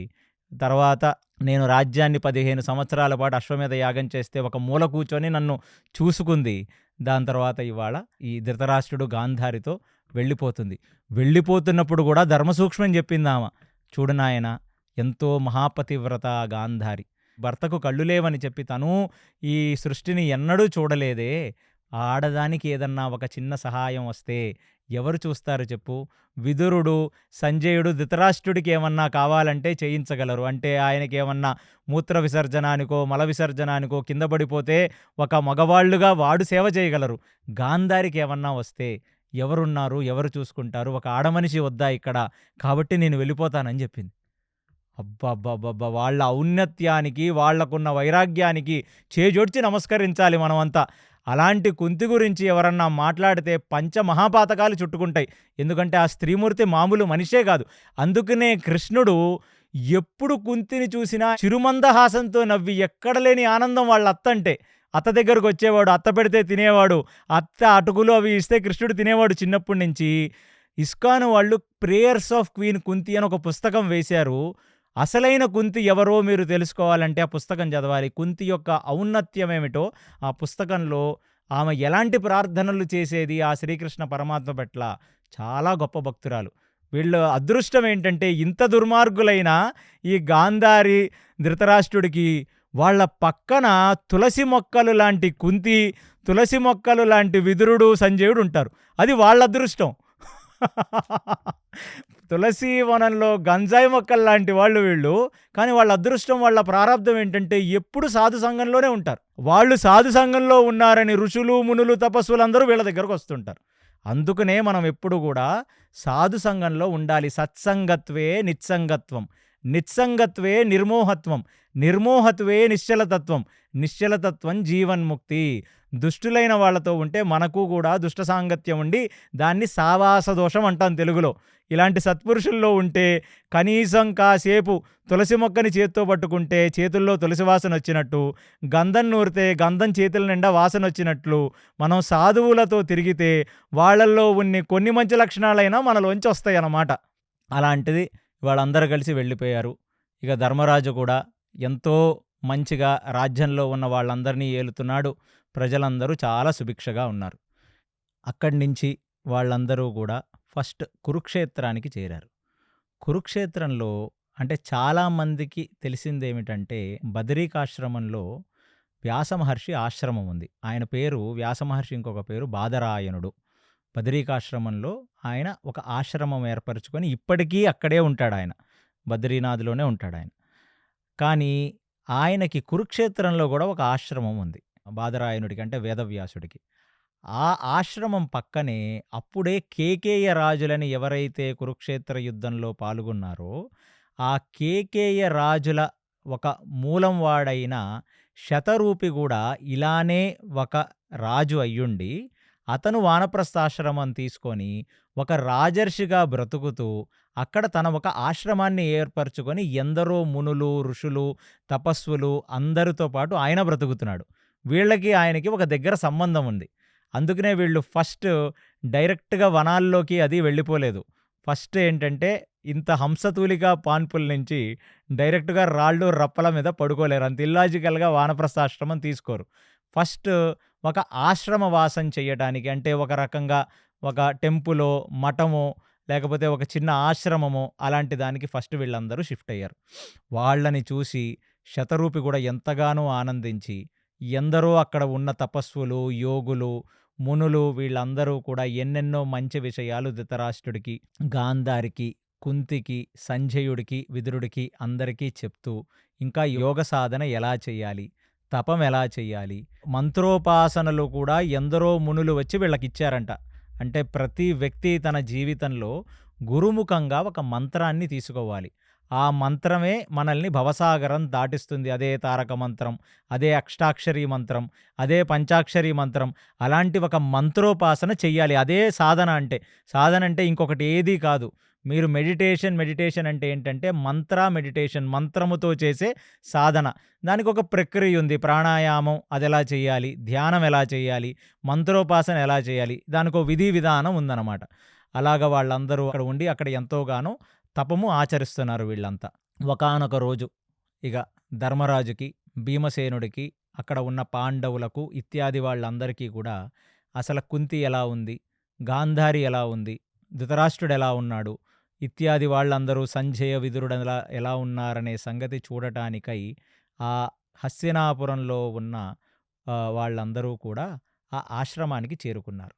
వీళ్ళందరూ ఈ ఆశ్రమానికి చేరుకోగానే ఇప్పుడు ఒక అద్భుతం జరిగింది. అందరూ మళ్ళీ ఫ్యామిలీ గెట్ టుగెదర్ లాగా జరిగింది.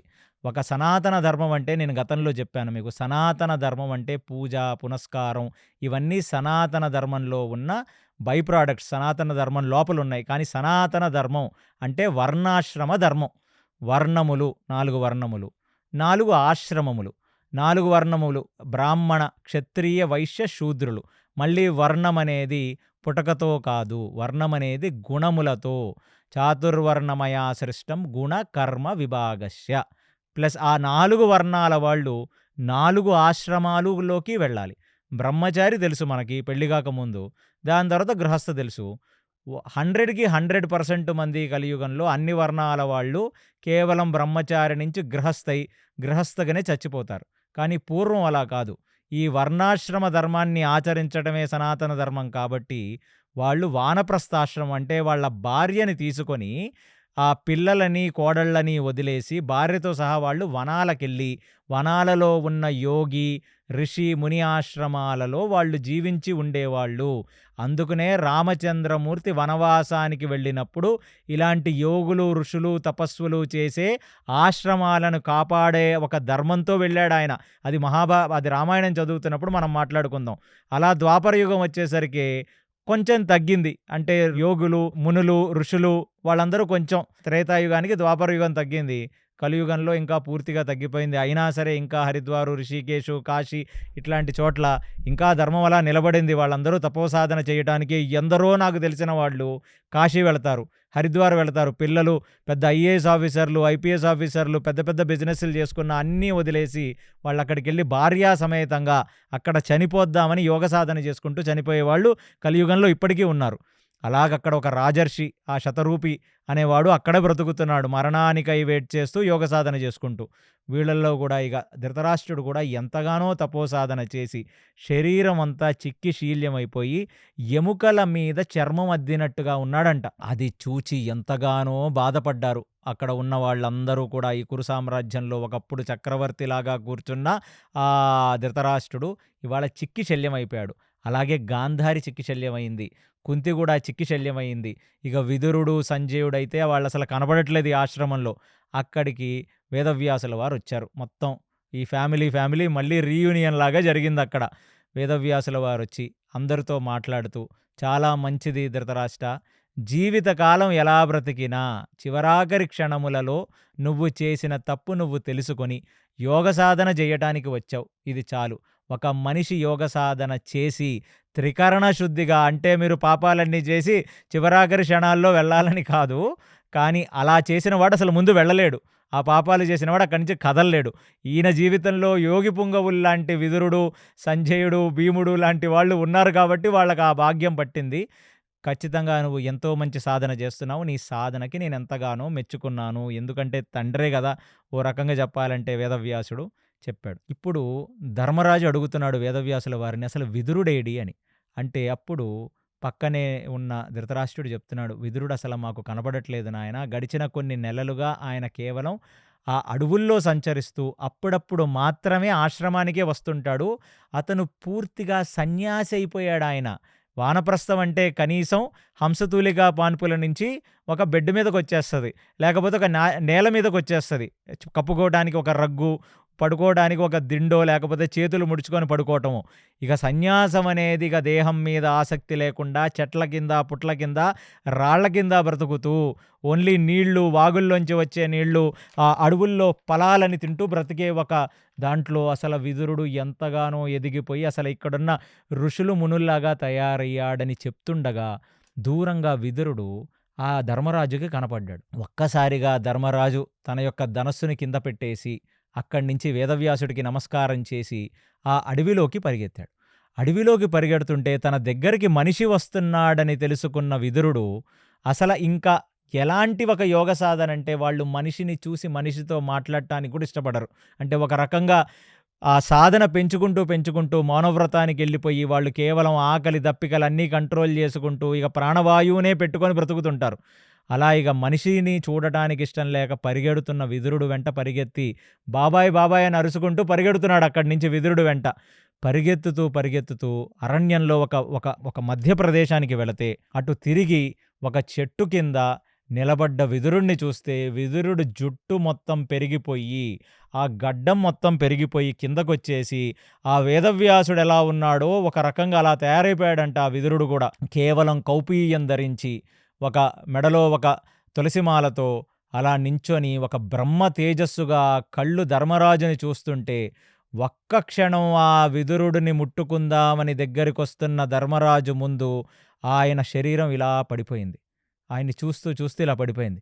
అరే బాబాయ్ అని చెప్పి ఒక్కసారిగా ఆ భూమి మీద పడి తన మోకాళ్ల మీద బాబాయిని పట్టుకుందామని ప్రయత్నిస్తుంటే ఒక తేజస్సు ధర్మరాజు చూస్తుండగా ఇలా గాలిలోకి లేచి ధర్మరాజులో ఐక్యమైపోయింది. ఒక్కసారిగా ధర్మరాజులోకి ఐక్యమైపోగానే ఆ అరణ్యం, ఆ పైనున్న వృక్షములన్నీ ఒక్కసారిగా చిగురించి ఇలాగా పైనుంచి ఒక పెద్ద పుష్పవృష్టి ఆయన మీద కురిసేసరికి అసలు ఆయన లెగగానే ధర్మరాజు అదేంటో ఒక 30 సంవత్సరాలు 40 సంవత్సరాలు వెనక్కెళ్ళిపోయినట్టుగా శరీరమంతా మారిపోయి కళ్ళల్లో ఒక తేజస్సు వచ్చేసి జుట్టు వైబ్రెంట్గా అయిపోయి మొత్తం శరీరం అంతా ఒక డిఫరెంట్ తేజస్సుతో మెరిసిపోతుంది ధర్మరాజుది. అయ్యో! ఏమిటి నా బాబాయ్ ఇలా పడిపోయాడని చెప్పి బాబాయ్ యొక్క శరీరాన్ని పట్టుకుని ఆయనని కనీసం అంత్యక్రియ సంస్కారం చెయ్యాలంటే ఒక్కసారి ఆకాశవాణి పలికి ఆయనకి చెప్పింది. అంత్యక్రియ సంస్కారాలు కేవలం వర్ణాశ్రమాల్లో ఉన్నవాళ్ళకి మాత్రమే నాయనా. సన్యాసికి ఎక్కడ ఉంది నాయనా ఈ అంత్యక్రియ సంస్కారం? అందులో శరీరం మొత్తం పునీతుడయ్యి ఎంతో యోగ సాధన చేసి తపోనిష్ట చేత పవిత్రుడైపోయాడు. ఆయనని ప్రకృతికి వదిలేయవలసినది. ఎందుకంటే సన్యాసికి ఎప్పుడు కూడా ఇప్పుడు కూడా ఉన్న సన్యాసులెవరికి కూడా అగ్నితో దహించరు వాళ్ళు. వాళ్ళని అలా గణనం చేస్తారు. ఇలా పూర్వం అయితే ఇక వాళ్ళు ఆ శరీరాలతో అక్కడే ఆ అడవుల్లో పడిపోయి ఆ జంతువులకు, పక్షులకు ఆహారంగా మారిపోతారు. అది చూసి ఆకాశవాణి చెప్పిన వార్త చూసి, ఓహో! అంటే మా బాబాయ్ ఎంతో తపోసాధన చేసి పరిపక్వ స్థితికి చేరి ఇలా వెళ్ళిపోయాడని అనగానే అప్పుడు ధర్మరాజులోంచి ఒక భయంకరమైన సాత్విక అంశం ఇలా బయటకొచ్చింది. అప్పుడు ధర్మరాజుకు అర్థమైంది, ఓహో! అంటే యమధర్మరాజు 2గా బ్రతికాడు. మొత్తం మనకు మహాభారతంలో ఒక సగం అంశ ధర్మరాజులో ఉండింది. ఇంకొక సగం అంశ విదురుల్లో ఉండింది. ఆ విదురుడు ఒక్కసారిగా ఆయన లోపలే ఆన్సర్లు దొరికిపోయాయి. యాక్చువల్లీ ప్రతి క్వెషన్‌కి ఆన్సర్ మన లోపలే ఉంటుందనే ఒక తాత్విక దృష్టితో ఈ దృశ్యాన్ని మీరందరూ ఆలకించవలసినది. ఆయనకి అనిమాండవ్యుడనే ఒక ఋషి శాపం వల్ల యమధర్మరాజు ఒక దాసీపుత్రుడుగా 100 సంవత్సరాలు భూమి మీద బ్రతుకుతాడు అనే ఒక శాపంతో వచ్చాడో ఆ యమధర్మరాజు విదురుడులాగా బ్రతికాడనమాట దాసీపుత్రుడుగా. ఎంతమంది ఏమన్నా అసలు ఏమీ పట్టనట్టుగా ఆయన పరమ వైరాగ్య స్థితిలో బ్రతికాడు ఆ విదురుడు. అలాంటిది వాళ్ళ విదురుడు ధర్మరాజు శరీరంలో అంతర్ధానమైపోవటంతో ధర్మరాజుకు అర్థమైంది, ఓహో! అంటే కాలం సమీపిస్తుంది. ఇక అందరం ఇక్కడి నుంచి వెళ్ళిపోయే సమయం దగ్గరలోనే ఉంది అనే సంగతి తెలుసుకొని అక్కడి నుంచి వెళ్ళగానే ఇప్పుడు వేదవ్యాసుడు ధర్మరాజు యొక్క తేజస్సుని చూస్తే, కుంతి తేజస్సుని చూస్తే అందరూ అనుకున్నారు, ఏమిటి ధర్మరాజా ఇంత తేజస్సుతో వెలిగిపోతున్నావంటే, ఇప్పుడు వరకు యమధర్మరాజు అంశ సగం ఉంటేనే ఆయనలో అంత ధర్మం ఉంది. ఇప్పుడు పూర్తిగా యమధర్మరాజుగా మారిపోయిన ధర్మరాజుని చూచి యావత్ హస్తిన ఏదైతే కథలొచ్చిందో అందరూ సాష్టాంగ నమస్కారం చేస్తున్నారు. ఆ సాష్టాంగ నమస్కారం చేస్తుంటే భీమసేనుడు వచ్చి చేతులు పట్టుకున్నాడు. అర్జునుడు వచ్చి ఆయన యొక్క వేళ్ళు అవి పట్టుకున్నాడు. అలా చూస్తూ ఉంటే ఇప్పుడు అక్కడ ఉన్న వేదవ్యాసుడు అందరినీ చూచి, మీ అందరికీ మళ్ళీ కుటుంబం అంతా ఇక్కడ కలుసుకున్నందుకు మీకు ఏమన్నా చివరాఖరి కోరికలుంటే ఆ కోరికలు నేను తీరుస్తాను అనగానే ధర్మరాజు, భీమసేనుడు, అర్జునుడు, నకుల సహదేవులందరూ కూడా అర్ఘ్యపాద్యాదులిచ్చి ఆ బాదరాయణుడు, వ్యాసమహర్షి అసలు జగద్గురు అనే ఒక టైటిల్ ఎవరికుంది ఆ కాలంలో అంటే కేవలం జగద్గురు శ్రీ వ్యాస భగవాన్. ఎందుకంటే ఆయన ఋషి, అందులోనూ కృష్ణద్వైపాయన వ్యాసుడు స్వయం నారాయణుడే. ఆయన నారాయణ అంశ కూడా కాదు, స్వయంగా నారాయణుడే ఆయనలో ఉన్నాడనమాట. సో కృష్ణుడు వేరు, వేదవ్యాసుడు వేరు కాదు. అలాంటి వేదవ్యాసుడికి చేజోడ్చి నమస్కరించి ఆ కాళ్ళని స్పృశించి వాళ్ళందరూ మాకు శ్రీహరి పట్ల భక్తి, ప్రపత్తి, శరణాగతి తప్ప మాకు అన్యదా ఎటువంటి కోరికలు లేదు అని చెప్పేశారు. చెప్పేయగానే అక్కడ ఒక్కసారిగా గాంధారి, ఒక్కసారిగా ధృతరాష్ట్రుడు, అటువైపు ఉన్న వాళ్ళల్లో కొందరు రకరకాల కోరికలు అడిగారు, కామ్య కోరికలు అడిగారు. కానీ పాండవులకు మాత్రం ఏ కామ్య కోరిక లేదు. కృష్ణుడెక్కడుంటే అదే మోక్షం. కృష్ణుడికి సేవ చేయటమే నిజమైన మోక్షం. మోక్ష పరిపక్వ దిశ ఏమిటంటే ఆ శ్రీమన్నారాయణుడి ఆదేశానుసారం ఆయనకి నిత్యం సదా మీ సేవలో అని నిలబడటమే నిజమైన మోక్షం అనే సంగతి తాత్వికంగా మహాభారత తాత్పర్య నిర్ణయంలో మధ్వాచార్యులు వారు చెప్పారు. అందుకనే ఏ కోరిక కోరలేదు. మీ మీద ఇంకా విశ్వాసం, మీ మీద ఇంకా భక్తి, ఇంకా ప్రపత్తి ఉండేటట్టుగా శ్రీహరి పట్ల ఎప్పుడూ మా మనసు లగ్నమయ్యేటట్టుగా మనల్ని ఆశీర్వదించండి అని కోరారు. కోరగానే ఇక వేదవ్యాసుడు కూడా ఒక విచిత్రమైన అవకాశం ఇచ్చాడు. ఎవరైతే ఇక్కడ అందరూ ఉన్నారో మీరు మీ పిల్లలను అందరినీ అంటే చనిపోయిన కురుక్షేత్ర రణరంగంలో చనిపోయిన వాళ్ళందరినీ కూడా ఒకసారి కలుసుకునే ఏర్పాటు నేను చేస్తాను. ఎందుకంటే గాంధారి, ఈ ధృతరాష్ట్రుడు వీళ్ళ మనసుల్లో ఒక మూల ఎక్కడో నా పిల్లలకి ఏ గతి పట్టింది, ఇలా చనిపోయారే అని ఒక బాధ ఉంది గదా! వాళ్ళందరికీ కూడా నేను చూపించాలని అనుకుంటున్నానని వ్యాసుడు చెప్పి, ఆ కుంతిని పిలిచి కుంతి నుదుటి మీద చెయ్యి పెట్టి, "ఆ కర్ణుడు గురించి నీ మనసులో ఇంకా చింత ఉంది గదా!" అన్నాడు. ఉంది అంటే ఉంది అని చెప్పింది. "ఖచ్చితంగా కర్ణుడిని నువ్వు మళ్ళీ కలుస్తావు రేపొద్దున" అన్నాడు. అంటే ఆ తల్లి ఎంతగానో ఆనందపడి కళ్ళెమ్మట అశ్రుధారగా కన్నీరు పర్యంతం అయిపోయింది కుంతి. మరుసటి రోజు గంగా ఒడ్డుకు రమ్మన్నాడు. ఆ గంగ దగ్గర అందరూ నించుండగా ఇక వాళ్ళందరూ కూడా వస్తున్నారు, వస్తున్నారని అందరూ తీక్షణంగా అక్కడ చూస్తుంటే, "ఇవాళ క్యాన్సిల్, రేపు రేపు రండి" అన్నాడు వేదవ్యాసుడు. అలా ఎందుకన్నాడు రేపు అనే సంగతి నాకు నిజంగా తెలీదు. తాత్వికంగా దానికి ఏదో ఒక కారణం ఉండుంటుంది. లేదా ఒక జీవి నచ్చిన వాళ్ళని చూడాలి అనే ఒక తపన ఇంకా పెరిగి, పెరిగి పరిపక్వ దిశగా చేరితేనే చూపించాలని అనుకున్నాడేమో. అలా రమ్మన్నాడు. ఇప్పుడు మరుసటి రోజు మళ్ళీ వాళ్ళందరూ కూడా రాత్రి ఎదురు చూస్తూ, ఎదురు చూస్తూ వాళ్ళందరూ ఆ గంగా స్నానం చేసి అక్కడ వెయిట్ చేస్తుంటే, స్వర్గలోకం నుంచి అంటే నేను చెప్పాను ఉపస్వర్గం అని ఒకటి క్రియేట్ చేసి, ఈ యుద్ధాలలో చనిపోయిన వాళ్ళందరికీ టెంపరరీ స్వర్గంగా ఒకటి క్రియేట్ చేస్తారు అని. అక్కడి నుంచి మొత్తం అందరూ కూడా ఒక దేహంతో సహా వచ్చారంటే, ఏ దేహాలైతే ఇక్కడ కాలిపోయాయో అయినా సరే ఆయన యొక్క ఆ వ్యాసుడు స్వయం నారాయణుడు అని చెప్పాను కదా, ఆయనకి తలుచుకుంటే ఏమన్నా చేయగలడు. అలాంటి వాళ్ళందరూ వస్తే ఇక ఆ దుర్యోధనుణ్ణి పట్టుకొని, ఆ దుశ్శాసనుణ్ణి పట్టుకొని, వాళ్ళ తల్లి గాంధారి, ధృతరాష్ట్రుడు వాళ్ళ చేతులు పట్టుకొని, వాళ్ళ నొదట పట్టుకొని, వాళ్ళ గడ్డాలు పట్టుకొని, వాళ్ళని ఆలింగనం చేసుకొని ఎంతగానో ఏడ్చినట్టుగా మనకు వ్యాసభారతం చెప్తుంది. అప్పుడు కర్ణుణ్ణి చూసింది కుంతి. ఆ కర్ణుణ్ణి చూసి కర్ణుడు కూడా ఎంతో మమకారంతో కుంతి దగ్గరికి వచ్చి కుంతి కాళ్లకు దండం పెట్టి కుంతి చేతుల్లో చెయ్యి పెడితే ఎంతగానో విలపించింది కుంతి. అలాంటి కుంతి జీవిత గాథ వింటే అసలు మనకి ఎంతగానో కన్నీరు పర్యంతం అవుతుంది. ఎందుకంటే ఎటువంటి తన ప్రమేయం లేకుండా చిన్న పిల్లగా ఉన్నప్పుడు కేవలం తను చేసిన తప్పేమిటంటే ఆ సూర్యుణ్ణి చూచి ఆ మంత్రం చెప్తే సూర్యుడు వస్తాడో లేదో అని తెలిసి తెలియని వయసులో తను చెప్పిన దానికి సూర్యుడు కర్ణుడినిచ్చాడు. ఆ కర్ణుడు తర్వాత నేను ఎలాగ కన్యగా ఉండి పిల్లడిని తీసుకొని వెళ్ళి మా తండ్రి గారైన కుంతిభోజుడి దగ్గర చెప్తాను, నాకు పెళ్ళి అవ్వదు, అసలు ఈ బాలుడు పరిస్థితి ఏమిటి అని ఆలోచించింది. చాలామంది ఇవాళ మహాభారతాన్ని కొత్త దృష్టికోణంతో చూడండి, ఎమోషనల్గా ఒక తల్లి పరిస్థితి ఏంటని. అలా ఒక తల్లి పెళ్లి గాకుండా కొడుకుని తీసుకొని తన రాజ్యానికి వెళితే అసలు కుంతికి పెళ్ళవుద్దా? కర్ణుడికి తండ్రి దొరుకుతాడా? కర్ణుడికి తల్లి దొరికినా ఏం పెరుగుతాడు? అలాంటిది సూర్యుడు చెప్పాడు నేను చూచుకుంటానని. అందుకనే రక్ష పెట్టి అందులో వదిలేసింది. అలాంటిది వెళ్ళి అతిరథుడికి, దాని తర్వాత ఆ రాధకి దొరికాడు. అక్కడ బ్రహ్మాండంగా పెరిగాడు. నా కొడుకు ఎక్కడో పెరుగుతున్నాడు. ఎందుకంటే సూర్యుడు కన్న కొడుకు చూసుకుంటాడు సూర్యుడు. ఎందుకంటే తండ్రి బాధ్యత కదా! అందరూ తల్లిని దూషిస్తారు. మరి తండ్రి పరిస్థితి ఏమిటి?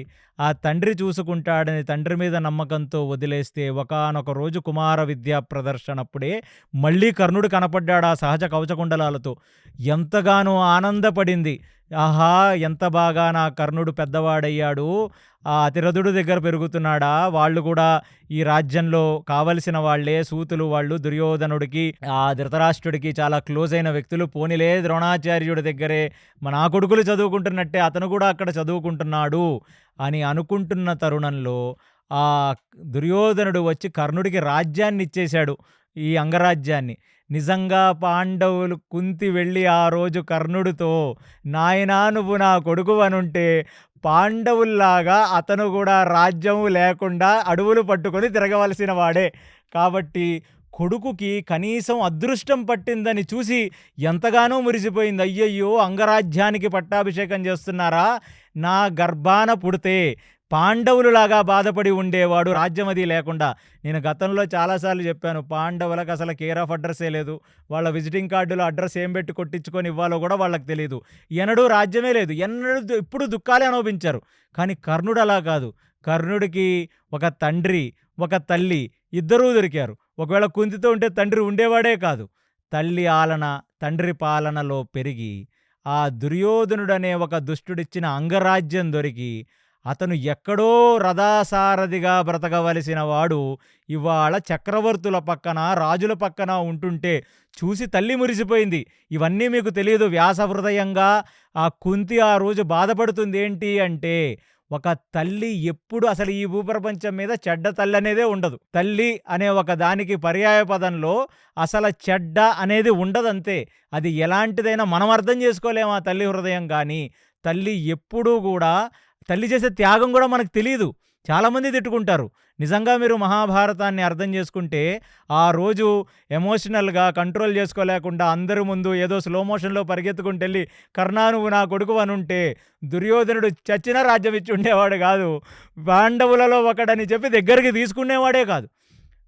నా కొడుకయ్యి దురదృష్టంతో బ్రతకటమా పాండవుల్లాగా, లేదా అదృష్టంతో అంగరాజ్యాన్ని ఏలుకుంటాడా అని ఏ మాట మాట్లాడకుండా వదిలేసింది. అలాంటిది కర్ణుడికి పెళ్ళిళ్ళయ్యాయి. చూసి మిరిసిపోయింది. కర్ణుడికి పిల్లలు పుట్టారు. అప్పుడప్పుడు కర్ణుడు కనబడితే దూరం నుంచి చూసి మిరిసిపోయిందే తప్ప దగ్గరికి వెళితే కర్ణుడికి తనకి ఎలాంటి ఒక సంబంధం ఉంటుందో, తల్లి కొడుకులనుకొని మళ్ళీ దుర్యోధనుడు చేరదీస్తాడో లేదో, ఎందుకు నా దురదృష్టం కర్ణుడి దగ్గరికి రావాలని చెప్పి తనను తను నిగ్రహపరుచుకుంది. చివరాఖరిగా ఎప్పుడైతే యుద్ధంలోకి వెళితే కృష్ణుడు చెప్పాడు ఆ రోజు ఉద్యోగ పర్వంలో వచ్చినప్పుడు, చాలా క్రూరంగా ప్రవర్తిస్తున్నారు, సూది మొనపెట్టే ప్లేసు కూడా ఇవ్వనంటున్నాడు దుర్యోధనుడు, ధర్మం వాళ్ళ పక్కన లేదమ్మా, ఖచ్చితంగా కౌరవాదులు కూలిపోతారనే సంగతి కుంతికి చెప్తే మరుసటి రోజు సిగ్గు విడిచి సంధ్యావందనం చేసుకుంటున్న కర్ణుడి దగ్గరికి వెళ్ళి నువ్వొక్కడివి ఇక్కడికి వచ్చేస్తే నువ్వు బ్రతికిపోతావు, నా 6 కొడుకులు ఉంటారు, యుద్ధము ఆగిపోతుందని అని అనుకునే ఒక సాత్వికమైన తల్లి. అందుకనే తల్లి హృదయాన్ని మనం ఎవ్వరం అర్థం చేసుకోలేము. కుంతి మానసిక క్షోభకి మనం ఒక తూకం వేసేది ఎంత క్షోభో చెప్పలేము మనం. ఎందుకంటే కనీసం కర్ణుడు తన కొడుకు కాకుండా ఉంటే ఎంతో అదృష్టమన్నా అనుభవించాడు. చివరాఖరికి ఆ కొడుకుని కాపాడుకుందామని వెళ్ళింది ఆ తల్లి. ఆ తల్లి మనసు అర్థం చేసుకోలేక కర్ణుడు అడగని కోరికకై పో, నేను ఒక్క అర్జునుడినే సంహరిస్తాను, నేను చచ్చినా నీకు 5 కొడుకులే, అర్జునుడు చచ్చినా నీకు 5 కొడుకులే, నీకెప్పుడు 5 కొడుకులే, 5 కొడుకుల తల్లిగా నువ్వు బ్రతికావు కదా, 5 కొడుకులే నీకని చెప్పిన ఏ మాట మాట్లాడలేదు. సూర్యభగవానుడు చెప్పాడు కుంతి చెప్పినట్టు చేయవలసినదని. కర్ణుడు తన మాట వినలేదు. కర్ణుడి జీవితం కూడా నిజంగా చెప్పాలంటే ఒక సాడ్ స్టోరీయే. అతనికి తెలియదు అన్ని మాటలు మాట్లాడి ద్రౌపదిని అంత వైర్యంతో పాండవుల పట్ల ఉన్న తర్వాత ఏ ముఖంతో వాళ్ళ పక్కకొచ్చి చేరాలో అతనికి తెలియదు. కాబట్టి ఆ కుంతి కర్ణుణ్ణి చూసి ఆ రోజు ఎంత విలపించిందో, ఎంత ఆనందపడిందో, అసలు వ్యాసుడు వీళ్ళందరినీ మళ్ళీ కలుసుకునే ఒక అదృష్టం నాకనిపించింది కేవలం కుంతిని కర్ణుణ్ణి ఒకసారి దగ్గర కల్పించడానికే వ్యాసుడు ఇలాంటి ఒక అవకాశం ఇచ్చాడేమో అని అనిపిస్తుంది. అసలు ఆ తల్లి ఉదార్ధ హృదయానికి, విశాల హృదయానికి ఎంతగానో మనం చేజొడ్చి నమస్కరించాలి. అందుకనే కుంతి పరమ సాత్వికురాలు, పరమ భక్తురాలు. అలాంటి వ్యక్తిని మనం కలలో కూడా కుంతిని ఒక మాట అనకూడదు. ఎందుకంటే ఇవన్నీ సినిమా సాహిత్యాలు. కానీ ఆ తల్లి చెప్పలేక ఇంత బాధపడింది. అలాంటిది ఆ వ్యాసుడు కూడా ఆ తల్లి కొడుకుల ప్రేమానురాగాలు చూసి ఎంతగానో ఆనందపడటమే కాకుండా కర్ణుడు తన యొక్క భార్యలను, తన యొక్క పిల్లలను, మిగిలిన వాళ్ళెవరన్నా మనవళ్ళుంటే వాళ్ళందరితో కర్ణుడు టైం స్పెండ్ చేశాడు. కుంతి కూడా వాళ్ళతోనే ఒక పగలు, ఒక రాత్రి వీళ్ళంతా కలిసి సంబరాలు చేసుకున్నారు. మళ్ళీ దుర్యోధనుడు వచ్చి ధర్మరాజు చేతులు పట్టుకున్నాడు, ఆ భీమసేనుడి యొక్క చేతులు పట్టుకున్నాడు. ఆ వైషమ్యాలన్నీ తొలగి ఇప్పుడు అందరూ ఆ ఒక్క రోజు చాలా హ్యాపీగా ఉన్నారు. అంటే కొన్నిసార్లు అనిపిస్తుంది కుటుంబ వ్యవస్థ ముందుకు ఎలా వెళుతుంది అంటే పెద్దలు చేసే త్యాగాల వల్ల కుటుంబాలు నిలబడతాయి. అసలు హైందవ ధర్మంలో, సనాతన ధర్మంలో ఇవాల్టికి మనం ఒక సంక్రాంతి వచ్చినప్పుడు ఇంటి నిండా 40 మంది చేరగలుగుతున్నారంటే అది కేవలం మన తాత ముత్తాతలు చేసిన త్యాగాలకు తప్ప మన జనరేషన్ దీన్ని ముందుకు తీసుకెళ్ళగలదని నాకు కించిత్ నమ్మకం లేదు. అసలు అలాంటి ఇంత స్వార్థపూరితమైన జనరేషన్ని నేను ఎప్పుడూ చూడలేదు. అసలు భూమి కూడా చూసుండదు. భారతదేశంలో పుట్టిన వాడికి ఉండవలసిన ప్రథమ లక్ష్యం ఏంటంటే వాడు భగవంతుణ్ణి నమ్ముతాడో లేదో కుటుంబ వ్యవస్థని నమ్ముతాడు. వాణ్ణి నమ్ముకొని వచ్చిన ఆడదాని చెయ్యి వదిలిపెట్టడు వాడు. వాడు కన్న తల్లి తండ్రిని వాడు వదిలిపెట్టడు. ఇలాంటి ఒక మహోత్కృష్టమైన భూమి ఈ సనాతన భూమి. అందుకనే దీనికి కర్మభూమి అని పేరు. ఆ పాశ్చాత్య దేశాల్లో ఏ కుటుంబం కనపడుతుంది? అది ఒక భోగభూమి. పశువులు భోగం చేసి చనిపోతాయి, పాశ్చాత్యులు భోగం చేసి చనిపోతారు. అసలు బ్రిటిష్ వాడు ఈ దేశానికి వచ్చినప్పుడు వాడికి అర్థం కాని విషయం కూడా ఇదే. ఎంత త్యాగమూర్తులున్నారా నాయన, ఒకడి తర్వాత ఒకడొచ్చి చచ్చిపోతున్నారే తప్ప, ఒకడు తర్వాత ఒకడు ప్రతివాడి కోసం నిలబడుతున్నాడు ఈ దేశంలో తప్ప అసలు స్వార్థమే వాడికి కనపడలేదు. అందుకనే బ్రిటిష్ వాడు చేసిన కుట్రే ఇవాళ మనం చూస్తున్న ఈ సమాజం. అలాంటిది ఈ చివరాఖరి ఘట్టం, వ్యాసుడి ఘట్టం చూస్తే నాకు అనిపిస్తుంది, ఎప్పుడూ ప్రేమగా లేరు ఆ కుటుంబంలో. ఆ తమ్ముడు పిల్లలంటే అన్న పిల్లలకి గిట్టలేదు. అన్నంటే తమ్ముడికి ఎంత ప్రేమ ఉన్నా పాండురాజుకి, పాండురాజు అంటే ఆ ధృతరాష్ట్రుడికి ప్రేమ లేదు. అలాంటిది ఇవాళ మొత్తం వీళ్ళందరి రీయూనియన్లో కేవలం వీళ్లే రాలేదంట. శంతనుడు, బాహ్లీకుడు, భూరిశ్రవ, సోమదత్త అంటే వాళ్ళ కజిన్ బ్రదర్సు, వాళ్ళందరూ కూడా వచ్చారు. అంటే కురు సామ్రాజ్యంలో శంతనుడి యొక్క బ్రదరే ఈ బాహ్లీక. ఆయనే ఓల్డెస్ట్ పర్సన్ అని చెప్పాను. ఈ కురుక్షేత్రం వాళ్ళు రాజ్యాల్ని పంచుకొని ఆయన కురుక్షేత్రానికి, ఆ పంజాబ్కి రాజయ్యాడు ఆయన. పంజాబ్ అనేదే బాహ్లీక రాజ్యం. అలాంటిది మొత్తం ఫ్యామిలీ గెట్ టుగెదర్తో అసలు వాళ్ళందరూ సంబరాలు జరుపుకుంటే చివరాఖరిసారిగా ఒక్కసారి వేదవ్యాసుడు కూడా చూసి ఇంత ప్రేమానురాగాలతో ఉంటే ఇవాళ కురుక్షేత్రం, మహాభారతం అనేది ఇంకొక రకంగా ఉండేది. అది ఆ ఫైనల్ ఒక క్లైమాక్స్ ఎపిసోడ్ కింద వ్యాసుడు కూడా చూసి ఎంతగానో ఆనందపడి ఇంకొక రాత్రి పర్మిషన్ ఇచ్చాడు. మీరందరూ కూడా హ్యాపీగా క్యాంప్ ఫైర్ వేసుకొని అందరూ ఆనందంగా, ఎప్పుడు కుటుంబాల్లో నేను ఈ ఆనందం చూడలేదు, ఒకళ్ళ పట్ల ఒకళ్లకు అనురాగ బాంధవ్యాలతో అందరూ ఉండండి అంటే వాళ్ళందరూ ఉంటూ ఆ రాత్రి ఎవ్వరూ పడుకోకుండా ఆ చనిపోయిన వాళ్ళందరూ ఆ రాజ్యంలో భటుల భార్యలు, ఆ వైధవ్యంతో ఏడుస్తున్న స్త్రీమూర్తులు, వాళ్ళ భర్తలు కూడా వచ్చారంట ఆ రోజు. మొత్తం బ్రహ్మాండం అంట ఆ ఉపస్వర్గం ఖాళీ అయ్యి వాళ్ళందరూ వచ్చి వాళ్ళందరినీ కలుసుకొని అందరూ హ్యాపీగా ఉండగా, ఇక ప్రాతకాలంలో సూర్యోదయం అవుతూ అక్కడున్న వాళ్ళందరూ సూర్యుడికి అర్ఘ్యం ఇస్తుండగా, ఇక వీళ్ళు వెళ్ళిపోయే సమయం అయ్యిందమ్మా, వీళ్ళందరూ వెళ్ళిపోతున్నారంటే అక్కడ ఆడవాళ్ళు మళ్ళీ వీళ్ళందరినీ కలుసుకున్నారు కాబట్టి వాళ్ళ గుండెలు బాదుకొని కాళ్ళ మీద ఎగురుకుంటూ భర్తలు మళ్ళీ వెళ్ళిపోతున్నారని ఏడుస్తుంటే వాళ్ళు ఒక్కసారిగా ఆ శరీరాలతో పైకిలా వెళ్తుంటే అప్పుడు వేదవ్యాసుడు చెప్పాడు, ఎవరైతే మీ భర్తలని వదిలేసి ఉండలేమని అనుకుంటారో తక్షణం వాళ్ళందరూ కూడా గంగానదిలో వెళ్ళవలసినది అనగానే వందల ఆడవాళ్ళు అలా పరిగెత్తుకుంటూ గంగానదిలోకి వెళ్ళిపోతే, గంగానదిలోకి వెళ్ళిపోయిన వాళ్ళు చేతులు పట్టుకొని ఆ భర్తని పట్టుకొని గంగానదిలోకి వెళ్ళిపోయిన ఏ ఆడమనిషి మళ్ళీ బయటికి రాలేదు. అంటే వాళ్ళందరూ కూడా వాళ్ళ శరీరాలను గంగానదిలో వదిలేసి వాళ్ళు ఆత్మస్వరూపంగా వాళ్ళ భర్తలతో స్వర్గాలకు వెళ్ళిపోయారు. ఇదే పతివ్రత ధర్మం అనేది మనకు వ్యాసభారత చివరాఖరి ఘట్టంలో చెప్తుంది. అంటే ఆ పతిని వదిలి ఉండలేక ఒక ఆడమనిషి ఎంతగానో క్షోభిస్తే పతితో పాటు తను కూడా స్వర్గానికి వెళ్ళిపోయిందనే సంగతి ఇక్కడ వ్యాసుడు అది చూసి ఎంతగానో ఆనందించాడు. కేవలం ఒక్క స్త్రీమూర్తి మాత్రమే ఆ రోజు ఆ భర్తతో వెళ్ళలేదు. అభిమన్యుడు వచ్చి చేతులు పట్టుకుంటే ఆ ఉత్తర ఎంతగానో అభిమన్యుడిని పట్టుకొని ఏడ్చి ఆయన్ని ఆలింగనం చేసుకొని ఆయనకి ముద్దులు పెట్టి అప్పుడే పుట్టిన పరీక్షితుడనే కొడుకుని చూపించి, నీ తేజస్సుతో పుట్టాడు పరీక్షితుడు, కేవలం 1 నెల 2 నెలలు కూడా సంసారం చేయలేదు, కాపురం చేయలేదు, చాలా యంగ్ వైధవ్యంలో ఉన్న ఆడామా ఉత్తర. అలాంటిది ఇవాళ అభిమన్యుడితో కావాలంటే తను వెళ్ళి ఉండవచ్చు, ఎందుకంటే వ్యాసుడా పర్మిషన్ ఇచ్చాడు. కానీ కలియుగంలో ఈ కలియుగ జనాలందరినీ కూడా సంస్కరించడానికి ఒక వీర తేజస్సు రావాలి. శ్రీకృష్ణమూర్తి తన యొక్క ధర్మాన్ని, తన యొక్క సత్యాన్ని, తన యొక్క బ్రహ్మచర్యాన్ని అతనిలో పరీక్షితుల్లో పెట్టాడు. ఎందుకంటే ఆయన చెప్పాడు కదా, నేనే సత్యమూర్తినైతే, నేనే ధర్మమూర్తినైతే, నేనే అస్ఖలిత బ్రహ్మచారినైతే ఇతను బ్రతికుండుగాక అని. అలాంటి తేజస్సుతో ఇప్పుడు కొడుకు పెరుగుతున్నాడు. మరి తల్లే కదా కొడుకుని తీర్చిదిద్దాలి. అలాంటిది ఆ వీర క్షత్రియ మాత ఎంతగా పతి పట్ల ప్రేమ ఉండి ఆ అదృష్టం ఉన్నా సరే అభిమన్యుడికి చేజోడ్చి నమస్కరించి, నేను మన పిల్లవాడిని మళ్ళీ బాగా పెంచి నేను ఈ కురుసామ్ర సింహాసనానికి యోగ్యుణ్ణి చేసి, ఎందుకంటే ఇంకొన్ని రోజుల్లో కలియుగ ప్రవేశం ఉంది.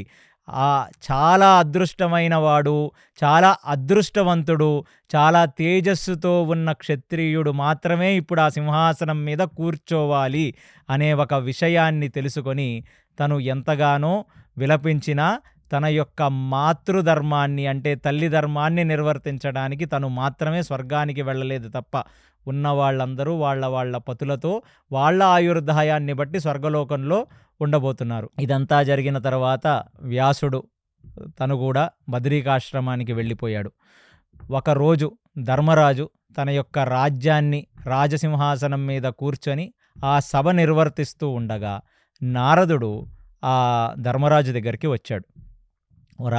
నారదుడు రాగానే లేచి చేజొచ్చి నమస్కరించి ఆయనకి అర్ఘ్యపాద్యాదులిచ్చి ఆ నారదుడిని కూర్చుండబెట్టి ఏమిటి సంగతులు అని అడగగా, నారదుడు, నాయన, ఇవాల్టికి కొన్ని రోజుల ముందు ఆ ధృతరాష్ట్రుడు, గాంధారి, కుంతి వీళ్ళందరూ కూడా కురుక్షేత్ర నుంచి హరిద్వార్లో ఉన్న ఒక ప్రదేశానికి వెళ్ళి అక్కడ ఒక విశేషమైన యజ్ఞం చేస్తూ, యజ్ఞం కూడా ఎలా అంటే ధృతరాష్ట్రుడు తన యొక్క తపోశక్తితో తన శరీరమునందు ఒక అగ్నిని పుట్టించి ఆ అగ్నిని యజ్ఞగుండంలోకి తీసుకొని వస్తే అక్కడ భీకరమైన యజ్ఞం చేస్తూ ఆ యజ్ఞం ఒక దావాగ్నిలాగా విస్తరించి పూర్తిగా వనాన్ని దహించి వేస్తున్నప్పుడు అక్కడ ఉన్న ధృతరాష్ట్రుడు, అక్కడ ఉన్న గాంధారి, అక్కడ ఉన్న కుంతి ఆ అగ్నికి ఆహుతి అయిపోయారు. వాళ్ళు కూడా వాళ్ళ తత్వములలోకి అంతర్ధానమైపోయారు అని చెప్పగానే ఒక్కసారిగా ధర్మరాజు లేచి నించొని, మరి సంజయుడు పరిస్థితి ఏమిటంటే, ఆ సంజయుడు పక్కనే ఉండి ఎప్పుడైతే దావాగ్ని అక్కడ మొత్తం విస్తరించిందో వీళ్ళందరికీ పంచప్రాణములను ఒకటి చేసి ఆ సుషుమ్నంలో ముఖ్య ప్రాణమును నిలిపి దాన్ని యోగ సాధన ద్వారా పైకి తీసుకొని వెళ్ళి కపాళమునందు ఉంచి కపాళం పగిలి కపాళ మోక్షముని ఎలా చెయ్యాలో మొత్తం బోధిస్తూ పక్కన నించొని వాళ్ళందరూ ఇది చేస్తుండగా వాళ్ళు కపాల మోక్షాన్ని పొందిన వెంటనే ఆ శరీరాలు అక్కడ ఆ ఆహుతికి దగ్ధమైపోయిన తర్వాత ఆయన అక్కడి నుంచి వచ్చేశాడు.